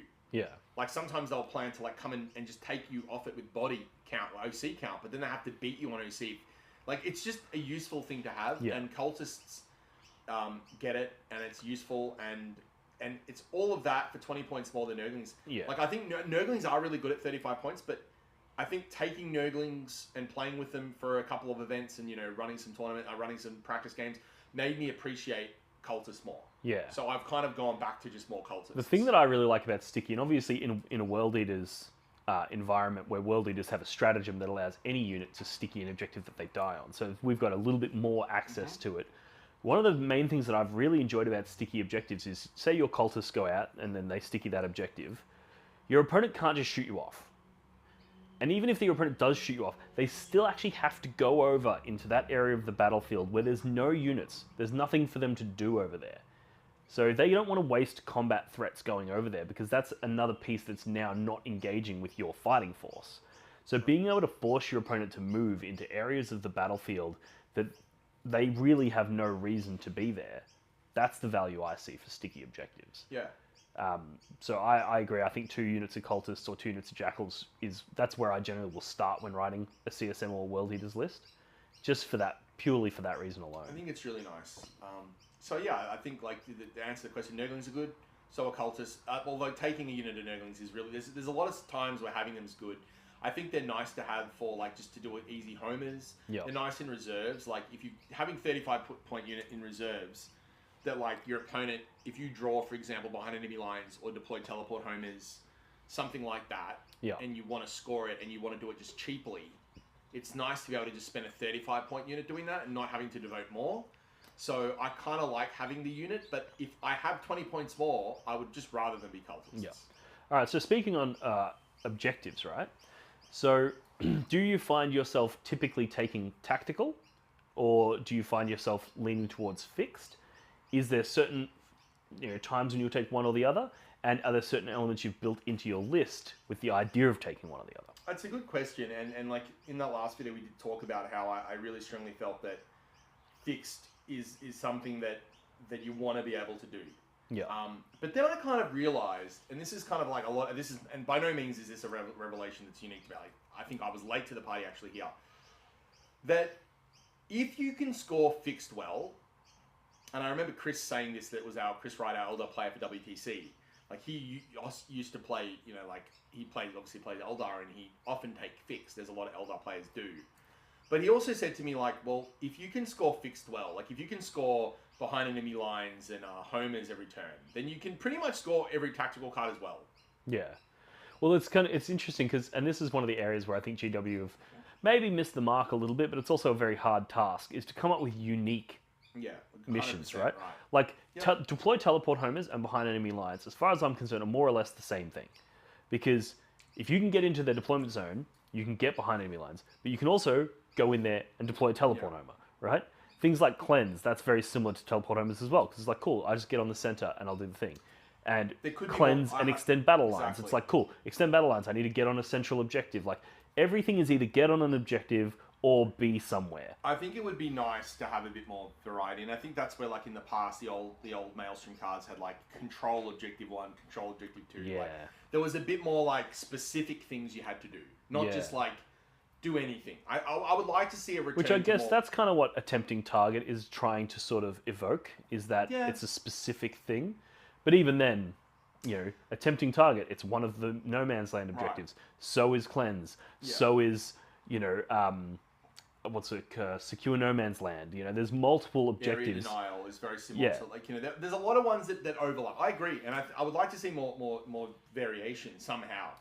But having said that, I do think that if you're building a list, you do fixed, unless it's incredibly specific what you're doing, you should be able to do tactical anyway. Yeah. So I had that kind of realization, and I thought, why am I having problems in my list? And the biggest thing I determined in the list I had is that I didn't have the capacity to do big turn 1 attacks. Yes. Right? And that's something that I know your list, for example, does really well. Because you can explain it yourself. Yeah, well, so that's probably the World Eaters' biggest claim to fame, is that their Alpha Strike is unparalleled.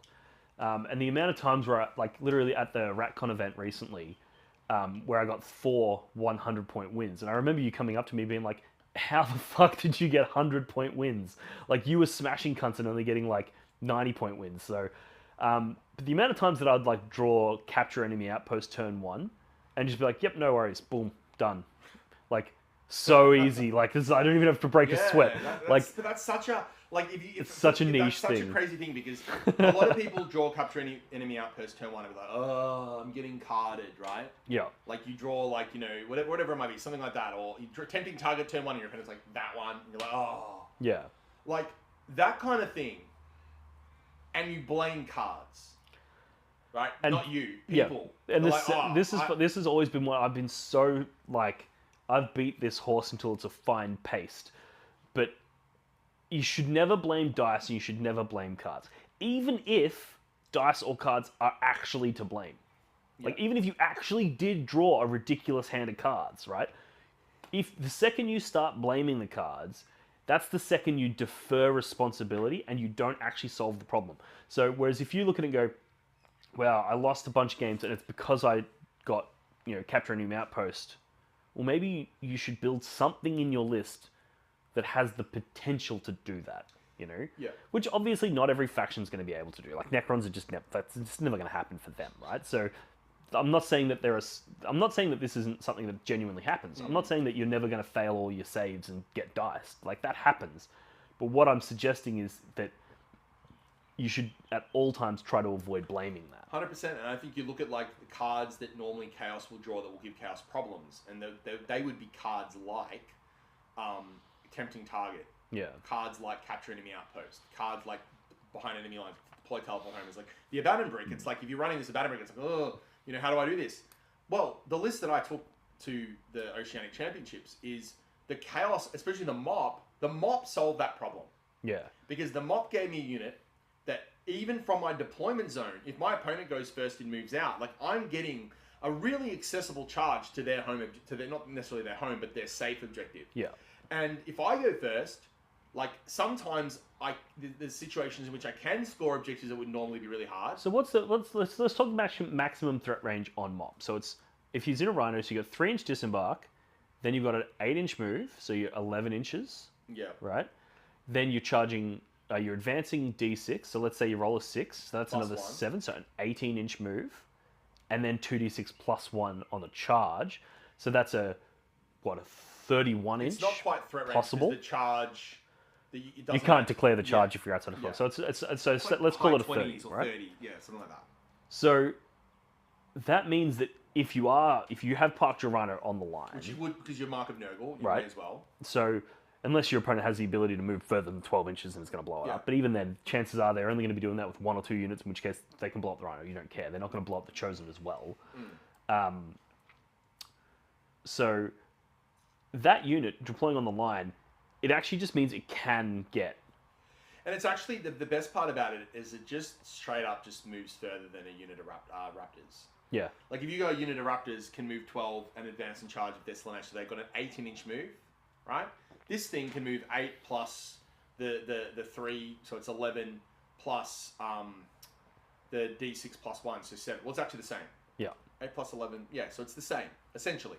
So it's essentially the same as a unit of Raptors, but it's way tougher. It's way more resilient. And it hits harder. Like that unit kind of, it let me play the cards, and there were cards I was drawing in that tournament where I was like, fuck, like, if I drew this without this unit, without the Mop, I wouldn't be able to score this card. I wouldn't be able... Like, against Soli, I drew...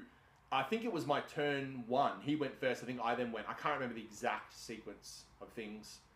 Maybe it was the opposite, but maybe I went first and staged, then he went. Yeah. But I drew, like a card that basically... I don't think it was the capturing the outpost, but it was a card that required me to go and kill kill units on objectives. And yes, there's Storm hostile objective. That's one of the cards where if your opponent's not holding any objectives, I think you can redraw what's it. the one when you kill units and objectives? That's Storm hostile. Storm hostile objective. There's capture enemy outpost. But then this is the one when you need to kill units on objectives. Yeah, I think that's Storm hostile. Or Storm hostile objective might be take one your opponent had. Take one your opponent had, and then there's maybe I was that. Either way. But there was the other one when you get like 2 points or whatever per unit killed. Yeah. But I drew one of those 2 cards and Tempting Target, and he picked that objective. His home objective. Not the home objective, his safe objective. Safe objective, yeah. And I just went, yep, I can get it. Yeah. So my Chosen just went out, launched out, and got it, and it was 2 cards I scored. I wouldn't have scored either of them. This is one of the reasons why I personally think that a single unit of Nurglings is worth it, because you just go, cool, I got a 35-point unit, it's in Deep Strike, and it only comes out when I get behind enemy lines or deploy teleport homers. Yeah. It sits there until I draw those cards. The problem is, though, sometimes you can score those cards anyway, and sometimes you want to bring it down to do something else. But I get it. But my point is that a 35-point investment, that means that in some games, you're going to be able to deploy teleport homers with that instead of with your Chosen that are in your opponent's lines. And now your Chosen that are in your opponent's lines, instead of that, they're able to go in and do more damage while the Nurglings do the dirty work. Yeah. Another good one is like if your opponent's stickied an objective, if your cultists, have stickied an objective, you can put some Nurglings on there, and that prevents your opponent from being able to deep strike on that objective. And you've got a 35-point unit while your cultists go out and try to sticky something else. Good. They're definitely I think they're really interesting. The other unit though that it's a bit of a best kept secret, and this might be a unit that Is I this might. the Blue Horrors? Is that where we're heading? No, but they're good. We'll touch as on well. them in a minute. But go. Seekers of Slaanesh, I think they went down from 95 to 85 points. So you now, for 85 points, have a unit of cavalry. They move 14? Yeah, they're crazy I think fast. it's 14. I still think that they fill a very similar role to Raptors. I'll pull it up. I think that I feel like the reason why these are better than Raptors, and like a lot of people are taking Raptors, and Raptors are good, right? But 14-inch move. yeah, so they 14-inch moves, Scout 9 inches. but they scout 9. And they can reroll advance and charge. So yeah, like if you think about it, if you deploy them in a way where you can scout, even if your opponent goes first, you can scout them into like A ruin somewhere. an obscured something. area. Yep. So the ideal spot would be to deploy them on the line where a 9-inch scout move lets them hide. Yep. Then they have a 14-inch move. Like, it's very hard for your opponent to protect their safe objective Yep. with, like, some chaff. Yeah. Like, they can protect it with a solar unit. Like, if they disembark 10 Chosen onto there, you're not going to dislodge 10 Chosen. Yeah. But 5 Seekers might dislodge... They'll dislodge 10 Cultists. They'll out OC 10 Cultists. They'll also... If you can make them a 10-man unit of Seekers, and then they probably will. Like, they'll threaten things. Yeah. So, like, I think Seekers are a really interesting unit that you could put into a Chaos CSM list to help you play cards. Yeah. So essentially, I feel like Demons, and I know this kind of sucks, but it is, as you said in the previous videos, that's just the way you have to look at Chaos. I really do think that the healthiest way to look at Chaos Space Marines is as the Chaos super faction. In the same way that, like, if you're running Imperial Knights, you're taking, like, Voidsmen or, Acolytes or whatever. Like, you just because you're an Imperial list, right? You just, like, accept it. You're not a pure Chaos Knight. You're not an impure Imperial Knights list, right? You need to lean on the fact that you're an Imperial Knights list. Same way as you've taken Chaos Knights. You've probably taken a couple of lone ops, right? And I think a lot of people... And if people are struggling with this, one of the things that I always like to remind people is that it wasn't that long ago that there was one book. Chaos Space Marines had Demonettes in it.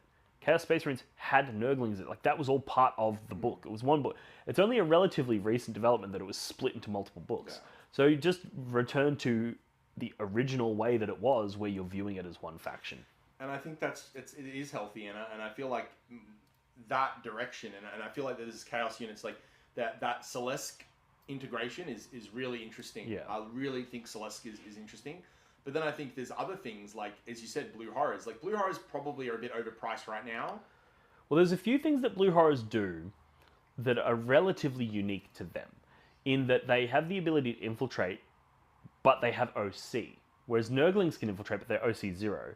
Whereas the Blue Horrors, they can infiltrate and they actually have OC, so you can put them on your safe. Or you can even put them on your opponent's safe objective, depending on what your opponent's list has, right?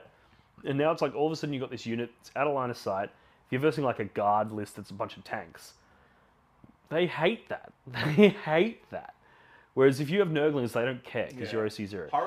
Blue Horrors, if they go down even 15 points per unit, I think they're 120 now. Yeah. I think that's why they're a bit...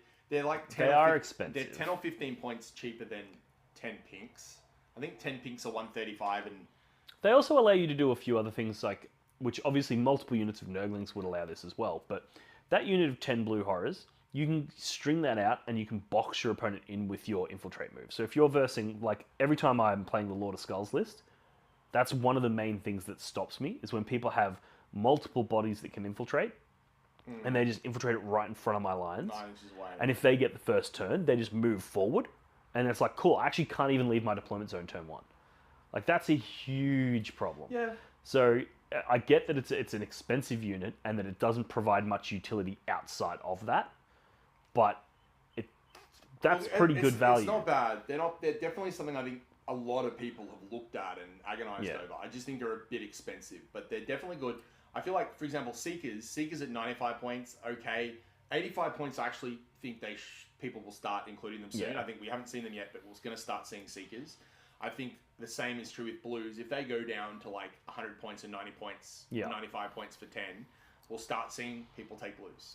It's also worth noting, I think it's probably worth noting at this point, like, because CSM have such a broad range, like, you look at the CSM Codex and you think it's not that deep, but when you start including the demons as viable choices, you've actually got a ridiculous amount of data sheets to select from. And if you wanted to run a themed list, you actually can go, cool, I'm not going to bring the Changeling, the Blue Scribes, but what I'm going to do is I'm going to bring Celeste, and I'm going to bring some Demonettes, and I'm going to bring some Seekers. They're all valid options as well. Or you might go, cool, I'm going to run then you do that with your Emperor's Children style list. Or you can make a Tzeentch theme one, you can make a Khorne theme one, like Skull Taker and Union of Bloodletters. That's actually a legitimate rapid ingress threat, because then they're going with 2 damage, devastating wounds, and a ton of attacks. Like, there's lots of options that you can take depending on your god. So I think they've actually done a pretty good job of making sure that each god has some representation. And like, for example, Hounds. Yeah, like, Flesh Hounds. Flesh Hounds are pretty good.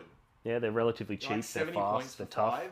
Like, I've looked at them as well. I think the reason I prefer the Seekers is the Seekers just have the bigger threat. Yeah. But the Flesh Hounds are pretty good as well. So you're right. And I think definitely the way to play Chaos now, and I have to like go back on what I said. I mean, I have said in the past that I think you need the Abaddon brick. I feel like the Abaddon brick is very good.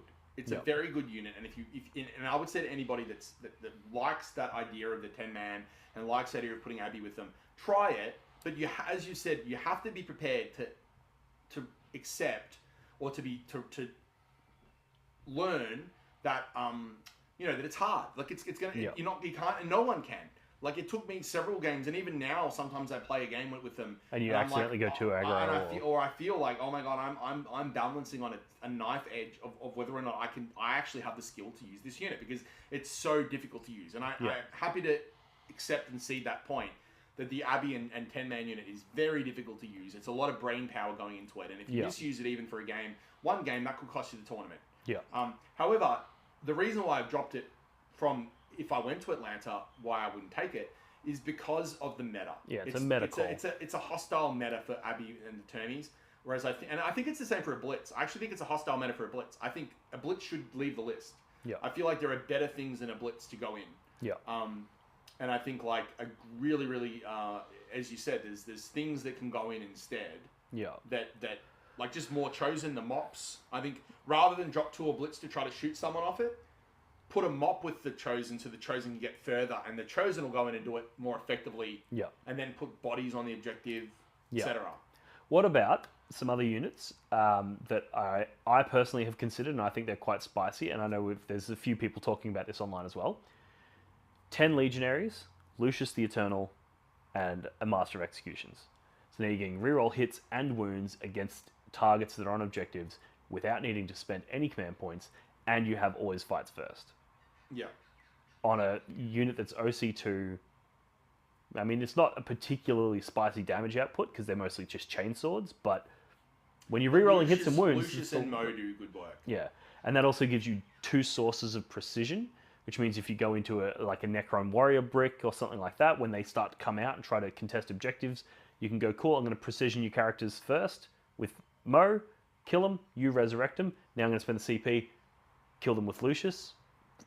Now, you're doing a lot of work. It's interesting. What are your thoughts on that unit? Do you think that's something you would consider, or do you think that falls outside of your scope? I think it's a good unit. I do think it's a good unit. Like, I've heard people talk about it.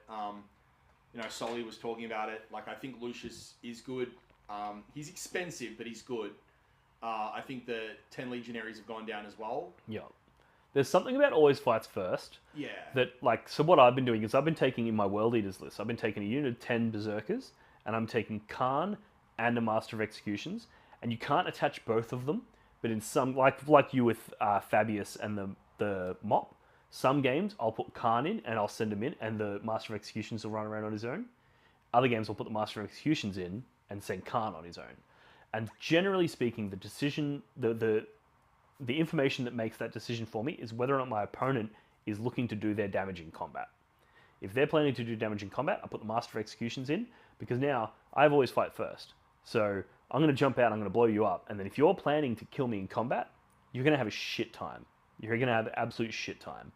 Whereas if my opponent's largely shooting threats, that's when I'll put Khan in, because then Khan's going to come out, and the Blood Surge move that he now gets because he's attached to Berserkers is obviously massive value on Khan himself. And then also reroll ones to hit and wound dials up the damage of the Berserkers more than the Master of Executions does. So, but to bring it back to the CSM conversation, is Lucius giving fights first to a unit. I think that is going to make the mirror match quite interesting, because you put that unit of Lucius out in the middle, and if your opponent's like, fuck, I've got nothing but Chosen, like, my Obliterators came down last turn, you know, Jeremy killed them with Forge Fiends, I've got no shooting left in the list. Everything that's left is primarily combat-based, and there's this unit sitting on an objective that's going to always fight first. If I charge it, I'm not going to be able to engage with it without being on the objective, which means he's going to get reroll hits and wounds against me. I feel like in a CSM meta, that might be something that could flip games. Alright, Jez, we've just got back from a quick bathroom break. We were talking about Lucius the Eternal, and we also, during the bathroom break, decided to write the list that we've been discussing up to this point in the video. So let's finish the point that we were talking about Lucius and the importance of fight first, and how you think that that's going to play out in the emerging meta, and then we'll talk about the list we wrote. Yeah, so I think that there's the unit. So the unit that people are considering, as you mentioned, like it's Lucius with 10 Legionaries.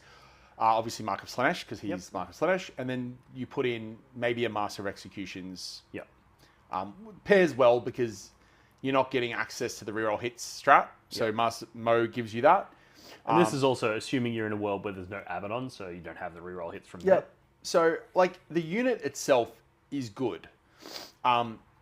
It's 180 points to the Legionaries. I think, if I'm not mistaken, Lucius is about 100 points. Yeah, I think he's slightly sub 100. I think he's around 90, but I'll just check. Anyway, most characters are around 100. Yeah, he's 80 to 100. Yeah, and I mean, like, realistically, the value Lucius gives, you're mainly taking him for fights first, but he's 95 points. 95, yeah.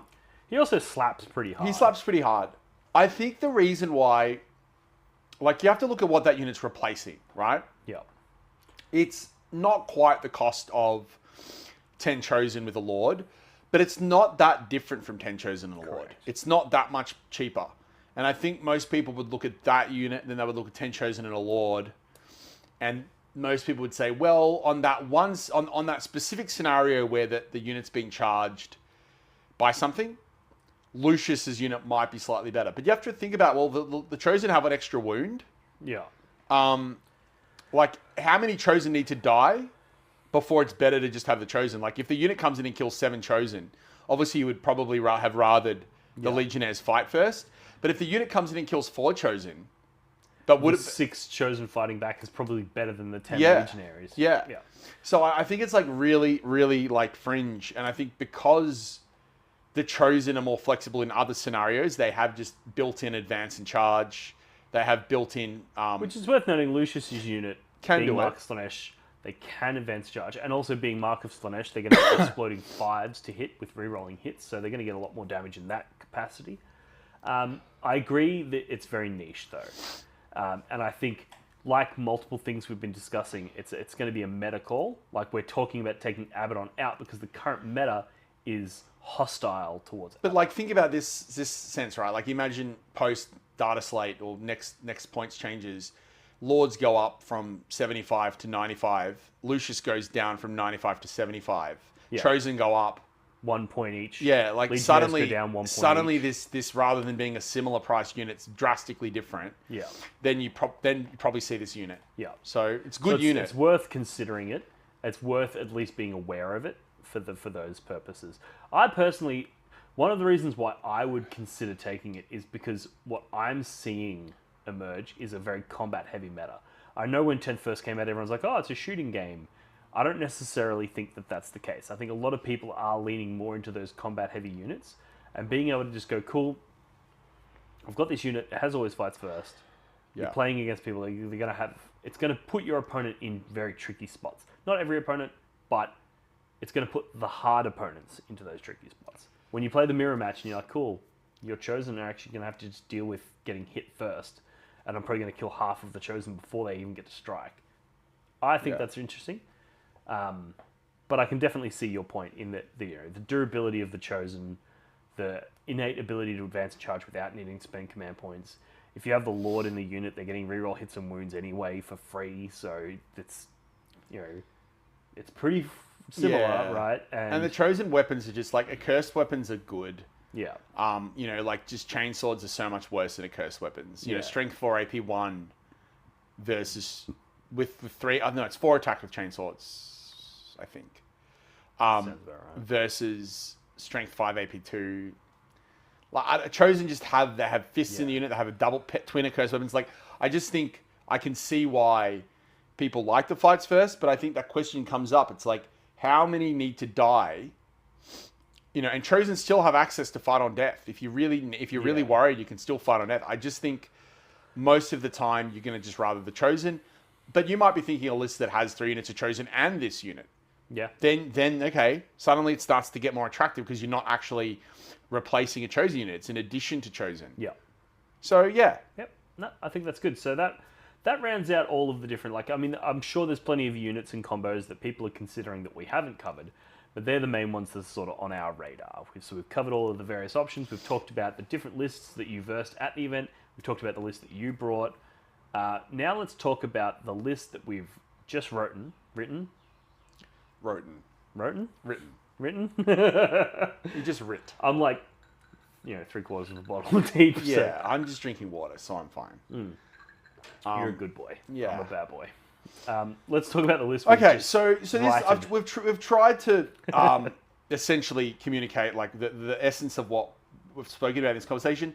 I'll go through it and we'll just run through like justification we spoke about on our break.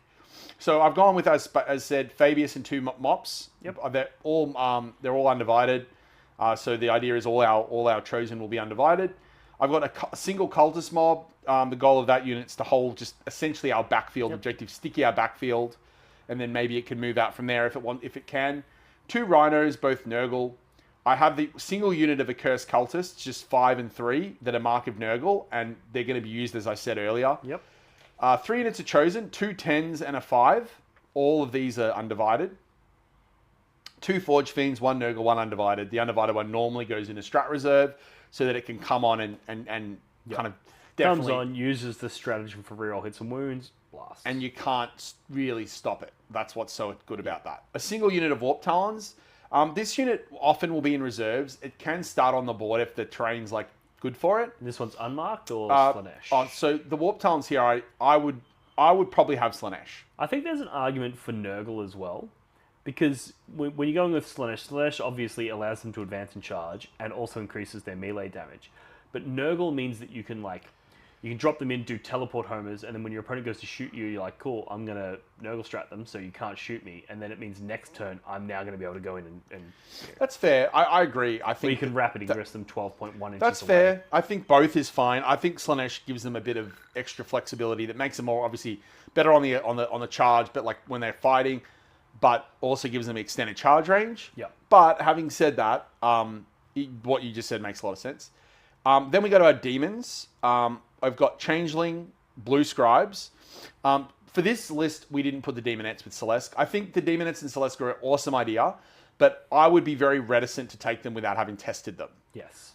So I think, and we know that Celeste is good on her own because she kind of functions as... So if you were submitting on a list today for an event this coming weekend, this is what you'd submit. Yeah. But if we were to play a practice game later this afternoon, you'd be like, cool, let's put the Demonettes in there and play that out. And I think I convinced myself with that last point of the conversation about the Seekers.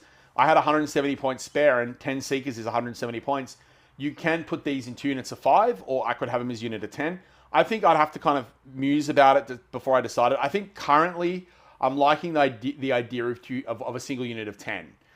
The single unit of 10, the reason why I like that idea is it can stage up pretty safe, like put it in a spot where the 9-inch scout gets it pretty hidden. And then that single unit can go out and hit an objective. And because you've got 10 of them fighting, combined with 10 OC, you can dislodge something a lot more safely than if you just have 5. I think 5 really struggles to dislodge something. So I'm of the opinion that 2 units of 5 is better. And my thoughts, and it's good that we have a disagreement here because I think that provides a lot of provocative thoughts. I think that 2 units of 5 can fill the same role in that both of them could go and charge that 1 unit. So you can still have 10 hit the target, still do the same damage that 1 unit of 10 would do, and still have the same OC on the objective as 1 unit of 10 would. But it also allows you to, if you would like to, split. So my philosophy when it comes to literally any unit ever, do you take 2 units of 5 or 1 unit of 10? My thoughts are, do you require stratagems on that unit that are going to provide more utility if it's a unit of 10 than it would if it was only able to be used on 1 unit of 5? And I think the answer to this is obviously no. Because you don't have any stratagems that you can use on this unit. So stratagems is not a factor. The other one is it a combat unit that you're worried about your opponent interrupting? Right? So 2 units of 5, you fight with 5, then they can interrupt and kill the other 5 before they strike. I don't think this is really vulnerable to that because, generally speaking, you're probably not hitting something that is going to hit you back. That would be the concern. I think and if you're going in if you're going in for that turn 1 strike, you're using the scout move, and then you're doing this turn 1. They don't have the CP to interrupt, right? So I think there definitely will be some games where you'll be like, God damn it, if this was a unit of 10, I wouldn't be able to get interrupt. But I think that's going to be the niche scenario. That's probably going to be less common. It depends on what you... I think you outlined that well. I think it depends on whether or not you're worried about the interrupt. That's why I would take the 10, because like if say you're hitting it depends what you're expecting to find on their safe objective. On turn so say you get the bottom of the turn, they move that on turn 1, jump onto the safe, and then you're trying to push them off it. Like what needs to be, or let's say you go first, you stage, and then they jump out on their turn 1 and you're in your turn 2. What do you expect to dislodge off an objective? And that's what you have to work out. I think if you're talking about something like, for example, my own unit that I'm planning to do this with would be the Cultists, the Accursed Cultists. The 5, that 100% would swing it. I think 5, like Demonettes, would not come close to killing 8. But the 10... Sorry, But would you, hypothetically, let's say you've got your Cursed Cultists, your 8, your 5 little guys, your 3 big guys. I charge in 2 units of 5 into you, but in this scenario, you've had the first turn. You've moved out onto your safe objective, right? And that's how you've got the 2 command points required for an interrupt, right? But that generally is going to mean you've moved out in multiple places, right? So I throw 2 units of 5 into you, but then I'm also charging you with my Chosen somewhere else. Right? I fight with the Chosen somewhere else. Are you going to spend your only 2 command points to interrupt, to maybe kill it depends. But in this scenario, I think in this scenario I would, because I think it's niche, but Accursed Cultists do slap pretty hard, and those big boys... You'll probably kill a few of those. Will kill enough to make the difference between dying and not dying. But at the end of the day, the advantage of having 2 units of 5 extends beyond just that, because as you said, 5 could go out and just do area denial for you quickly. 5 could go out and deny that objective without committing 10. So I think you draw cleanse on the first turn. It's like, cool, these 2 they go cleanse, and then all your Chosen. So and also 5 could go on reserves and just deep strike somewhere. Like I think when it comes to these things, I think 2 units of 5 or a unit of 10 are both good. It just comes down to your choice. But I think essentially what I'm saying is I think that the Seekers for 85 points are just a good unit. So I'd agree with that. 10 of them in your list is fine. So that's the list. That's probably what I would submit if I was submitting now. If I had more time to playtest, I'd run those Seekers through and test them. The Demonettes. And the Demonettes as well, and see what I like. Maybe I prefer the Demonettes to the Seekers. So for example, the Demonettes are 120, the Seekers 170. So if you put the Demonettes in and dropped the Seekers, you'd have 50 points left. that you could then work out what to add with the 50 points. Yep. Yeah, that's it. So you got no enhancements? No enhancements. Okay, cool. Yeah, it's an interesting list. Maybe we'll have a practice game. Test it out. Sounds good to me.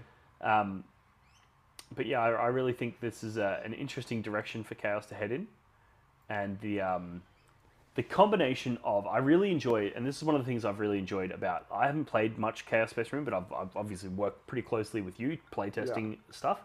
The thing I enjoy is that it's an MSU list, in that it does have multiple units, but all of those units are actually serious units. It's not MSU for the sake of being MSU. It's not just, here's a bunch of just nothing burger, 2-man units of nothing. Like, it's a lot of units, but they're also all serious units that do serious work. And I think that works really well. And then also, it's quite a versatile list in that you can go, cool, like, you're going to take multiple characters and you can pick which characters go in at the start of the game. You've got units that you either put them in strat reserves and rapid ingress them, or you just put them on the table, depending on your opponent. And that flexibility in the hands of an experienced player is what makes CSM powerful, in my opinion. Yeah, I don't disagree. I think if you, and another thing, like you're right, I think it's got, the strats are all really strong as well. Yeah. I think like if they were to nerf CSM, and it's going to be interesting to see how they do it, but there's several fronts that you could be nerfing. I think you obviously be nerfing on like Chaos Lords and Chosen, like their points probably could both go up. But there's strats, like some of those strats, rerolling all hits and wounds for 1 CP is very good. Yeah. I think in a world where they nerfed like Oath of Moment because they identified Oath of Moment as being too strong, I would be surprised if that strat survives without being either changed or upped in cost. The problem with upping it in cost is the Lords still make it free. I have what I think is a really good solution to this. It's also a really good solution to Abaddon, right? Because the problem with reroll hits specifically for CSM is the fact that all of their Dark Pacts trigger off the hit roll, right? And rerolling hits takes those Dark Pacts up to a level completely different than if a regular unit's just doing a Dark Pack, right? Yep. Doing a Dark Pack with no rerolls versus doing it with rerolls is a really wild difference. So what I would do if I was GW is I would say, here's the nerf we're going to put on Abaddon. Instead of reroll hits, he gives +1 to hit. As an aura. As an aura. Yeah. Which often is going to end up mathematically roughly similar. Like hitting on 3s with rerolls versus hitting on 2s is very close to the same, right? But what it does do is it removes that whole, now you're doubling your damage output on Overwatch. Yeah. You're not anymore. You know, now you're doubling the amount of lethal hits that you're getting on things like that. It removes that side of the equation. +1 to hit. I think that's the goal that they had was to increase your damage output by like 16%, and +1 to hit does that. Same with this strat. I would, instead of have it be reroll hits and wounds, maybe you go reroll 1s to hit and wound if you've got a mark, and if you don't have a mark, it's +1 to hit and wound.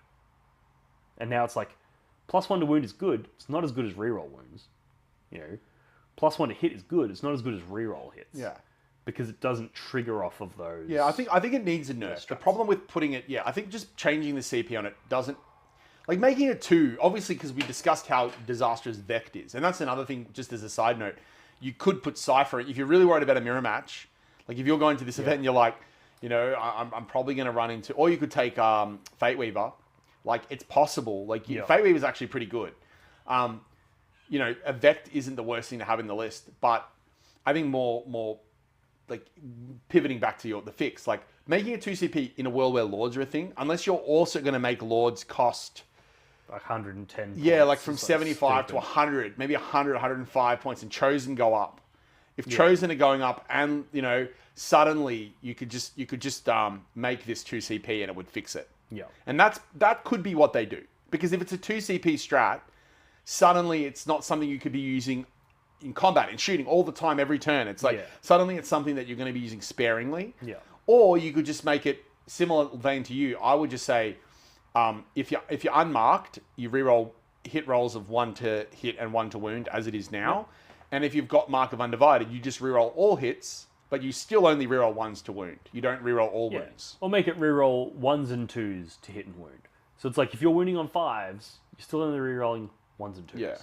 Instead of reroll fucking... Either way, it needs to be nerfed. But because the other thing is when you've got the dark pacts up, you're going to be like, cool, 5s and 6s do lethal hits. So I'm actually, even though I hit on a 3, Yeah. I'm going to re-roll that 3 because I would rather try to get a 5 or 6. Yeah. So whereas if it was only re-roll 1s and 2s, you're probably going to keep that 3 as opposed to re-rolling it in an attempt to get a 5. So, but it will be interesting though to see at this event like how many Vex we see. I think we'll see Vect. What the meta is, how much Chaos and Eldar will we see? Will it be mostly Chaos and Eldar? How many Marines will we see? What about Tau? Like it's a really, I think it's going to be a very interesting meta. Although if you look at like the LGT as a push in, yeah, it looks like Chaos is one of those lists that has, as you said, a high ceiling. There's a lot of moving parts. As you said, it's not MSU just for the sake of it. It's MSU and the units are still good. Yep. So a lot of good players are getting a lot of like mileage out of these small units. Yeah. I do always worry that when you get an event like the LGT, all right, I feel like a lot of top players will see the lists that win the LGT and they will intentionally not run that faction. They'll intentionally run whatever counters that faction. And then you'll get a lot of the middling sort of players, the ones that are pushing into that top tier. They'll take the faction that won the previous event, but they're playing one step behind. Yeah. You know, the top meta, the top players, they're always playing 1 or even 2 steps ahead, where they're going, cool. It's just like investing in Dogecoin, right? Yeah. By the time you know about Dogecoin, it's too late to invest. You should have invested before you knew about it, right? Yeah. People are now investing in CSM and they're buying all of these CSM lists and they're building all these components. But an argument could be made that it's too late. I think maybe interesting. I think actually Chaos Knights are good. I think you look at like someone like Matt Morrisoli was taking, who took to WTC, with carnivores going down in price. Yeah. Like especially if people aren't taking Fabius and all of these chosen that they're bringing that are like this broken unit super OP. It's like they're trash into War Dogs. Yeah, chosen and not good into War Dogs, and like if you're even with the reroll hits and tank wounds. shock on strength 14 carnivores, like you're essentially banking a CP for 6 mortals. The way they've changed Battle Shock makes Chaos Knight stronger because just you can't expect to auto pass Battle Shocks anymore. The indirect fire is really nice into, like, you know, we spoke about cultists. Yep. Those big units of 20 accursed cultists, all these Chaos Knights shooting indirectly, all these extra shots, plinking out, even the big guys, like, if they're taking them on big guys, fine. But then once you've taken a casualty, you're vulnerable to Battle Shock from that, if a Knight's close to you. It starts to get really scary. And I actually feel like Chaos Knights can win the MSU mirror match against CSM. Yep. So, all right, so let's round out the video with this. I think this will be nice, quick, rapid-fire sort of questions. What are the factions that, as a Chaos Space Marine player, whether it be the list that we just wrote or one of the previous incarnations, what are the factions that you're scared of, and what are the factions you're good into? So let's go through them all. So Eldar, scared or happy? If they've got, and obviously it's a hard question because there's different variations within Eldar. I think scared. But in general, the faction. Phantasm works very well into an army that wants to set up charges. Yep. But I think that it depends on how you build the list. I know that, for example, Liam VSL was doing really well into Eldar, but I think Eldar that are built to beat CSM, that are built with the right tools, would be tough. So let's assume going forward that all of these factions are going to be whatever the version of that faction is that's optimized for being CSM. Because I think a lot of these factions after LGT are going to optimize for CSM. Yeah, I think Eldar's hard. So Eldar said Orcs, which is probably going to be multiple trucks, multiple units of boys, almost a horde of sorts. I think Orcs are very unbeatable because you're chosen do really good work into them. Yep. And they don't hit back, like into your 3-win chosen, they don't hit hard enough. Yep. Okay, cool. So that's Necrons. If you're not running without Abaddon, I still think that, look, to be honest, it's hard. They're going to have a Vect. If they have Zandrek, they're going to have a Vect.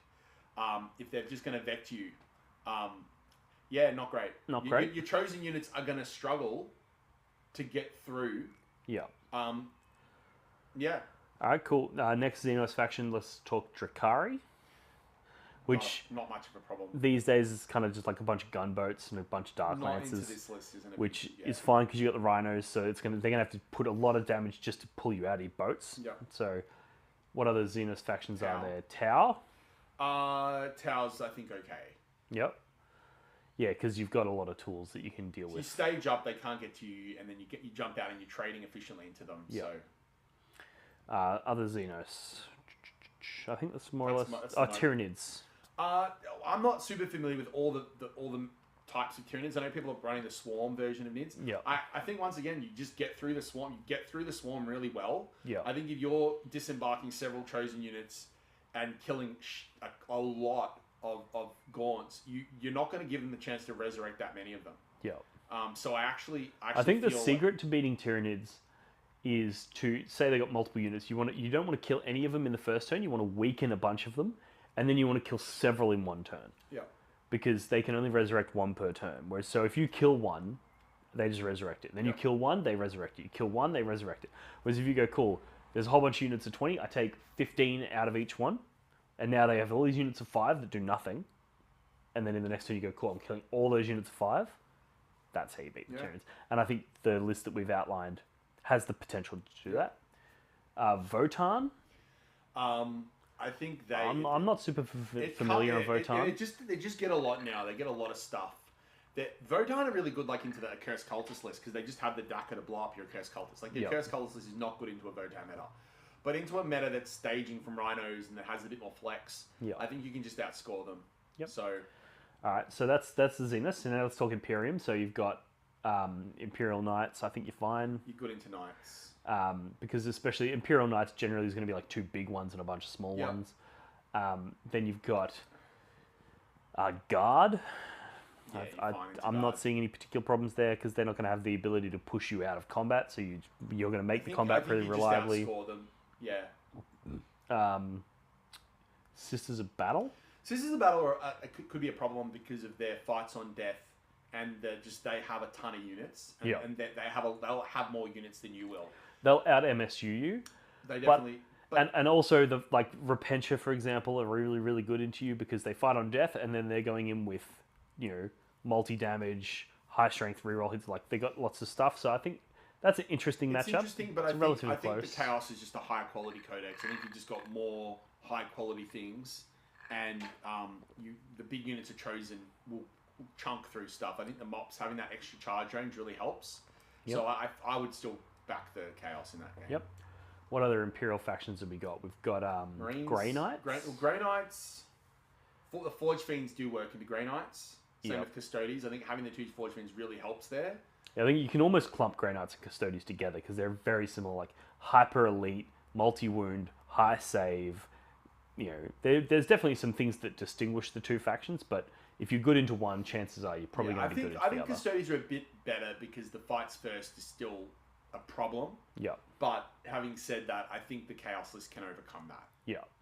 Yeah, especially if you've got if they've got other units that you can springboard from and you can do various things to make it so that the fights first is mitigated, then you're probably not that concerned. The Grey Knights obviously have the ability to teleport away from your chosen when you go to charge them, but they can only really do that on one unit. So you've got multiple, right? So you can go, cool, I'm going to go over here to charge those, and I'm going to go over here to charge those. One can teleport away, but then the other one's going to die. And then you've got things like Celeste in the change, which they just trade up into Grey Knights, and in terms of they're going to threaten to kill more Grey Knights than their points, and it just becomes Grey Knights are spreading really thin. Same with Custodes, especially with just 5-man Custodes bricks. So I think you just outscore them. Yeah. And then obviously Space Marines. Now Space Marines is a tricky one because obviously there's a billion different flavors. But generally speaking, I think you're looking at Terminators, tough things like that. You're looking at, it's similar to a Chaos Space Marine list, only take the combat damage out and replace it with shooting damage. That's how I sort of conceptualize them. I think that will be, and it's going to be interesting. I think, Marines, there'll be people bringing pretty innovative stuff. It's too early to be able to jump on top of it, especially given that I haven't extensively looked at them. I think there will be Marines doing well because it's a new codex. Similar to NIDS, people will be running interesting new things. Like, you look at what happened at WTC, right? Like, you had Sean Naden just come up with this random mid list and just smashing people. Yeah. I think you're going to see the same with Marine, and same with Marines. You had the Polish Marine list that was running the Redeemer. That was doing really well. I think it's going to be similar at this event. There's going to be Marine and mid players with innovative things doing well. Yeah. So it's hard to really know. Yeah. There is one really interesting Marine list that I've been talking about, which is there's a character that you can put an enhancement on that allows him to infiltrate, and the unit that he's attached to also infiltrates. So you could take like Deathwing Knights that are a really tough, really hard-hitting unit, but they're slow. Now you can infiltrate them, which is fucking wild. That's dumb. Right? It's dumb and it's wild. And I think that's going to be a problem for a lot of lists. I don't think that's a particularly big problem for you, though, because a lot of your damage is coming from melee. So if they infiltrate up in front of you and you go first, you're like, cool, I just charge you and kill you, right? So I think a lot of the things that I've been hearing about Marines, probably not so much of a problem. Is there any other Imperial factions that we've missed? AdMech? Don't know much about them. I don't think they're very good. Yeah, from all reports, they're not making big waves.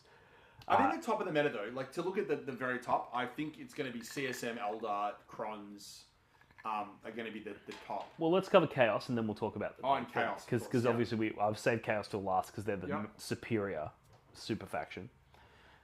And I'm not biased at all. So, Chaos, you've got World Eaters. How do you feel into them?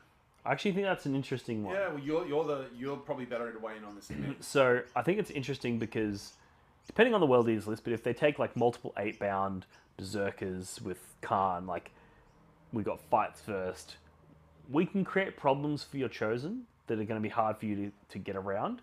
But you've got things like you've got the shooting advantage, you've got the Forge Fiends, you've got you're more MSU than we are typically because a lot of our units are more expensive than yours. You know, like you're never going to take a unit of 5 berserkers with a character, but you will take 5 chosen with a character. Costs roughly the same, but yours is way more effective than ours. I think it's a really interesting game. I think it's almost a mirror match in a lot of ways. I feel like conceptually, World Eaters, and you've seen some players like I know some Art of War players that experiment with World Eaters and stuff. I think World Eaters are actually good in Chaos. I think they're like a Chaos. Their advantages in combat. They're a combat army. Well, I think the main advantage that I would, which is why I would back World Eaters versus CSM in that matchup, is that the World Eaters are so fucking fast. Like, you think that Master of Possessions in Chosen is fast? We laugh at that. Yeah. Like, we don't need any characters. Our stuff just is that fast. You also just get fights on death, like, obviously army-wide. I know it's on you have to get it's a 4-up, but it's still annoying to have I think, whole army. I think there's certain matchups where, depending on what you do with your units, we can go, cool, we're actually just going to hit your entire army, and we're going to put 4-up fights on death, and now you're going to lose 50% more of your army than we are.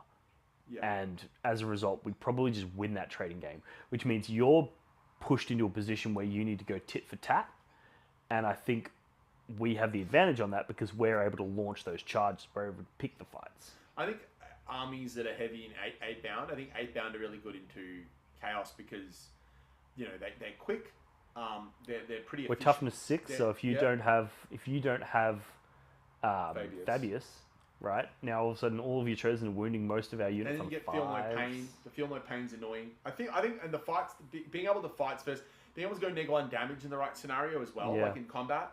If you get hit by a unit that you're worried about, the chosen power fists, for example, you go, well, I can just go -1 damage on those fists and the Lord. Things like that. So I do feel like that's actually a pretty solid matchup into Chaos. Like, I think... So you don't want to verse World Eaters, is what you're saying? Not with a competent... Like, not if the player is a World Eater, knows what they're doing and has a list that they've considered... Yep. Like, if they've so you'd be fine versing me, but you. Other World Eaters players you'd worry about. No, but essentially, if you've built a list conscious of why you're taking them, and you know, then I think they're a problem. Yep. Thousand Suns? They're pretty nerfed. They're not very good at the moment. Yeah. Very expensive. So they do still have the capacity to do multiple Doom Bolts, which can nuke pretty heavy swaths of your army. Just a bit expensive, I think, is the main problem. Knights, though, Chaos Knights. Chaos Knights, they're spicy. They're spicy, and I think they're good. They can do the Demon Allies as well.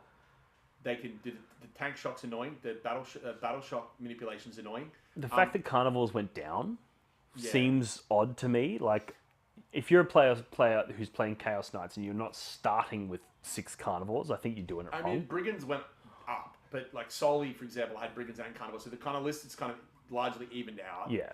But the combo of brigands and carnivores is so good. Yeah. With some demons, just the right demons, just to give you, for example, just some Nurglings to give you some cheap mission play. I did play into a Chaos Knights player at the OCC, and I was running the double Lord of Skulls because I knew that I was going to get drunk at this event, so I didn't want to have to run around multiple units. I was like, I just want 2 big things that I can be like, brrr. And he was mad because all of his stuff is strength 12, all of his shooting. So I got first turn just when he killed 2 carnivores, and he only had 2 left because he only had 4 in the list. And it's like, you actually just can't hurt the Lord of Skulls now. And I think that's going to be the Achilles heel of the Chaos Knights. Luckily, toughness 13 is not really part of the meta at all. Yeah. There's a few maniacs like me that were running it, but by and large, no one's running toughness 13. Really. No. And the last one is Mono Demons. Yeah, there's Mono Demons. Death Guard. Mono Demons, I think, are fine. They're actually good. I actually think Mono Demons, people are sleeping on demons. Yeah, I agree. We've spoken about all these demons. Like you were talking about before, how there's all these different kind of cool demon packages. Yeah. And you just put them all in one list, and that's the list. I literally was the other day, I was like, because obviously, and I'm not sure if I've made this public or not, but I'm captain of Team Australia this year, and one of the things that I've been looking at is obviously if you're going to be involved, you're probably going to pilot with CSM, so I need to decide what faction I'm going to be running. It's either going to be World Eaters, or I was considering Demons, because looking through their data sheets, I was like, the amount of times that I've looked at these data sheets whilst writing Chaos Space Marine lists with yourself, or whilst writing World Eaters lists, I'm like, these are all just good. And then I'm like, what stratagems do they have? And I'm like, they've got a 3-inch deep strike stratagem. Well, that's really good. They've got to pick up units and then deep strike them the next turn. That's really good. They've got reroll wounds stratagems. That's really good. They can deep strike 6 inches away with +1 to charge. That's really good. And I'm like, they've got tons of really good stratagems and tons of really good units. They have good units. They're actually good. I think Demons are just a good unit. And I feel like they're a strong faction. If I was versing an army that had, the things that we've identified as being good in Chaos, like Celeste with Demonettes, maybe some chariots, like some of the various chariots are really good. The Seekers, like the Bloodletters with Skulltaker. Like the Blood Crushers with the character. Yep. Like you just go through the stuff. They're just a Changeling. Yep. Blue Stripes. Celeste. Or we've spoken you just all this stuff. It's all good. So Demons, I think, would be an interesting match. I feel like Chaos still have an edge because they've just got they fall back onto the brokenness of the Chosen. Yeah. So I think Chaos have an edge there, but it's close. Yeah. And then Death Guard. Have you played Death Guard yet? I've played them a couple of times. You played them at RACCon, correct? Yeah. They're good. They're cheap, but they don't have the speed. Yeah. The problem with Death Guard is that they might outlast you on the battlefield. Like you might play the game, and by the end of the game, they have more stuff alive than you do, but you'll be well ahead on points. Yeah. I actually played into Dalton on the Risky Rollers stream not last night, the night before. I'll put a link up in the description for that game. It was a really interesting game. It was World Eaters versus Death Guard, and he got first turn, moved forward, and then I just clapped him.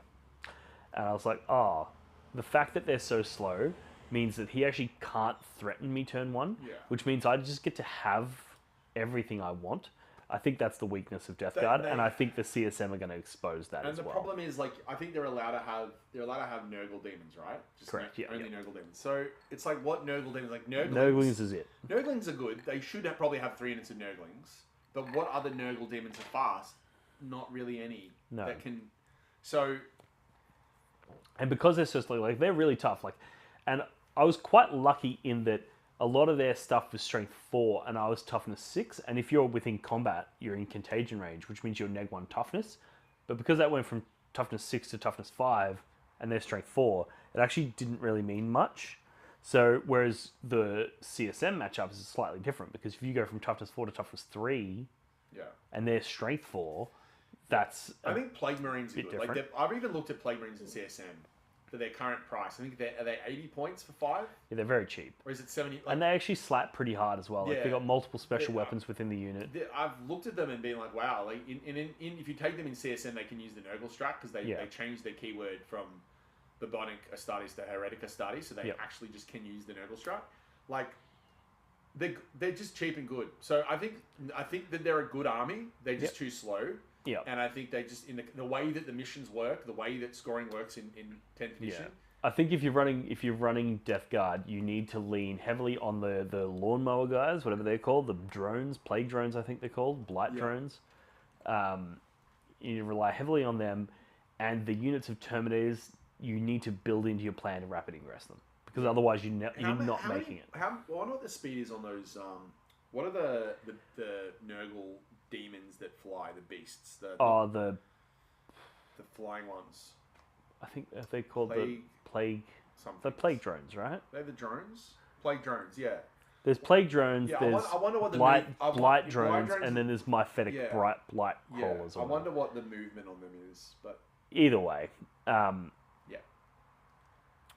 think the Nurgle, the Death Guard aren't necessarily that big of a threat to the CSM. I don't think so. Based on that, it sounds like there's only one or two factions that are actually a real problem for you. Unfortunately, they are the factions at the top of the meta. True. So Plague Drones move 10, for what it's worth. Yeah. Yeah. Anyway, I'm gonna. My pick is CSM to win. It'll be CSM, or it'll be. I think one of the three factions we've listed: CSM, Eldar, Necrons. I think it's going to be Necrons, and the reason that I say that is because Liam Hackett is running Necrons, and that cunt is on another level. Yeah. Like, look, Liam. Every time I haven't versed him a lot. I've played a bunch of practice games with him, but every single time I'm playing against Liam Hackett, I feel like I'm versing 6 people. I feel like I'm here, and in the time it takes me to make a decision, he's already figured out all, like, it fucking sucks. I hate versing that motherfucker. Yeah. He's really, really good, and he's got more reps on that faction than anything, so he's got the perfect storm of exceptionally talented player. Liam's issue will be getting spoiled by something like a Votan list that just blows him off the table, or a Tau list that blows him off the table. Yeah. Like, I think the Crons are very good into the top of the meta. They're good into the Eldar, they're good into the CSM. You think you might get gate kept? I easily get kept. That's the problem with Crons. I think Chaos Knights, it's like, you look at Chaos Knights, and you look at what they do to top factions, how they can deal with top factions. Yeah. The power of some of their stratagems. The fact they can, like, I think that if Sully was going on Chaos Knights, I'd give him a shot. Yeah. But if you're looking purely at the top list and top players, I still think CSM have what it takes, because they're going to have top players and top lists. Yeah. So. Yeah, and I think CSM, one of the things about CSM is they, inversely to what we were just saying about Liam, they don't get gate kept. I feel like CSM, a lot of the lists that will stop the Necrons, the CSM don't have any bad matchups. They don't care. They have a lot of matchups that are a bit iffy, like it could go either way. They don't have any matchups where they get paired into it and they're like, oh fuck, there's my event done. I can't beat that. To be fair, and this is something that's worth noting, and this is if you're worried about Necron blobs, the big Cursed Cultist bricks, they're the highest volume damage that Chaos can do. Yeah. Like 10 Chosen have a lot of attacks, but if you look at those 6 guys with 6d6 plus 12 attacks, it's a lot of bulk. That's a lot bulk attacks. That's a way to, and because they're 2 damage, they could push through, like, even the little crypto thralls. Get hurt. And the thing that I like about them, the Cursed Cultists into the Necrons, is even if you fail, right, your unit is big, your unit's all over the objective, you're going to at least challenge them on the objective control front. Unless they have the guy that makes them OC3 or, whatever. But I feel like that if you'd play that, like, Horde v Horde matchup, yes, they have a few more bodies, and yes, their bodies are a little bit tougher, but your bodies do so much more damage, you win the attrition game. If you're playing a game against Crons when you're trying to res and they're trying to res, you're going to lose that game. I just think Crons, they are, and that's where to be fair, if people are actually worried about the Cron meta, Abaddon is irreplaceable in the Chaos lineup. Like, him in Terminators, he does kill a 20-man brick. Yeah. And he can't be dealt by. The Necron Codex can't deal with him very well. Yeah. They don't really have something. Even the Heroic Challenge, like, apart from, like, very specific Catans, they don't have anything that can really. Maybe Orican, when he activates, he can Heroic and kill Abby.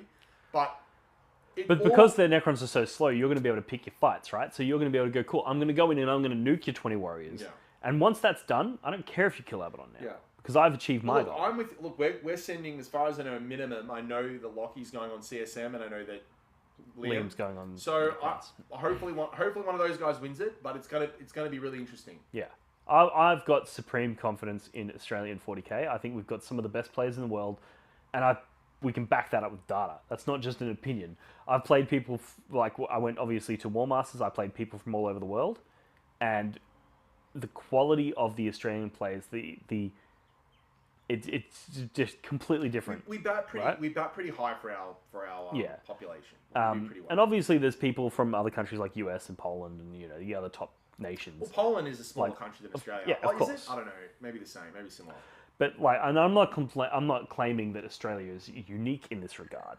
But I just feel like every time I've played against the 3 or 4 top Australian players, it feels way harder than anything I experienced in WTC. So I believe that if the Australian people going over to these championships, I would put a lot of money. If Sportsbet opened up a thing on the OCC or the not the OCC, the World Championships of Warhammer. If Sportsbet were doing that and then they put Liam at odds, I'd be like, yep, cool. Here's thousands of dollars. But then I also spent $10,000 on Dogecoin, so I'm not necessarily a person that should be Liam making the Dogecoin of 40k? Is that what you're trying to say? Oh, God. He might be. Liam's the Bitcoin of 40k. He is the Bitcoin. He's reliable. He's always going to be there. He's the main one. Anyway, let's wrap it up here. Thank you very much for your time. Let's finish this bottle of Jack Daniels and maybe play a practice game. Alrighty. All right, sounds good. Mate. Cheers. Long for the Blood God.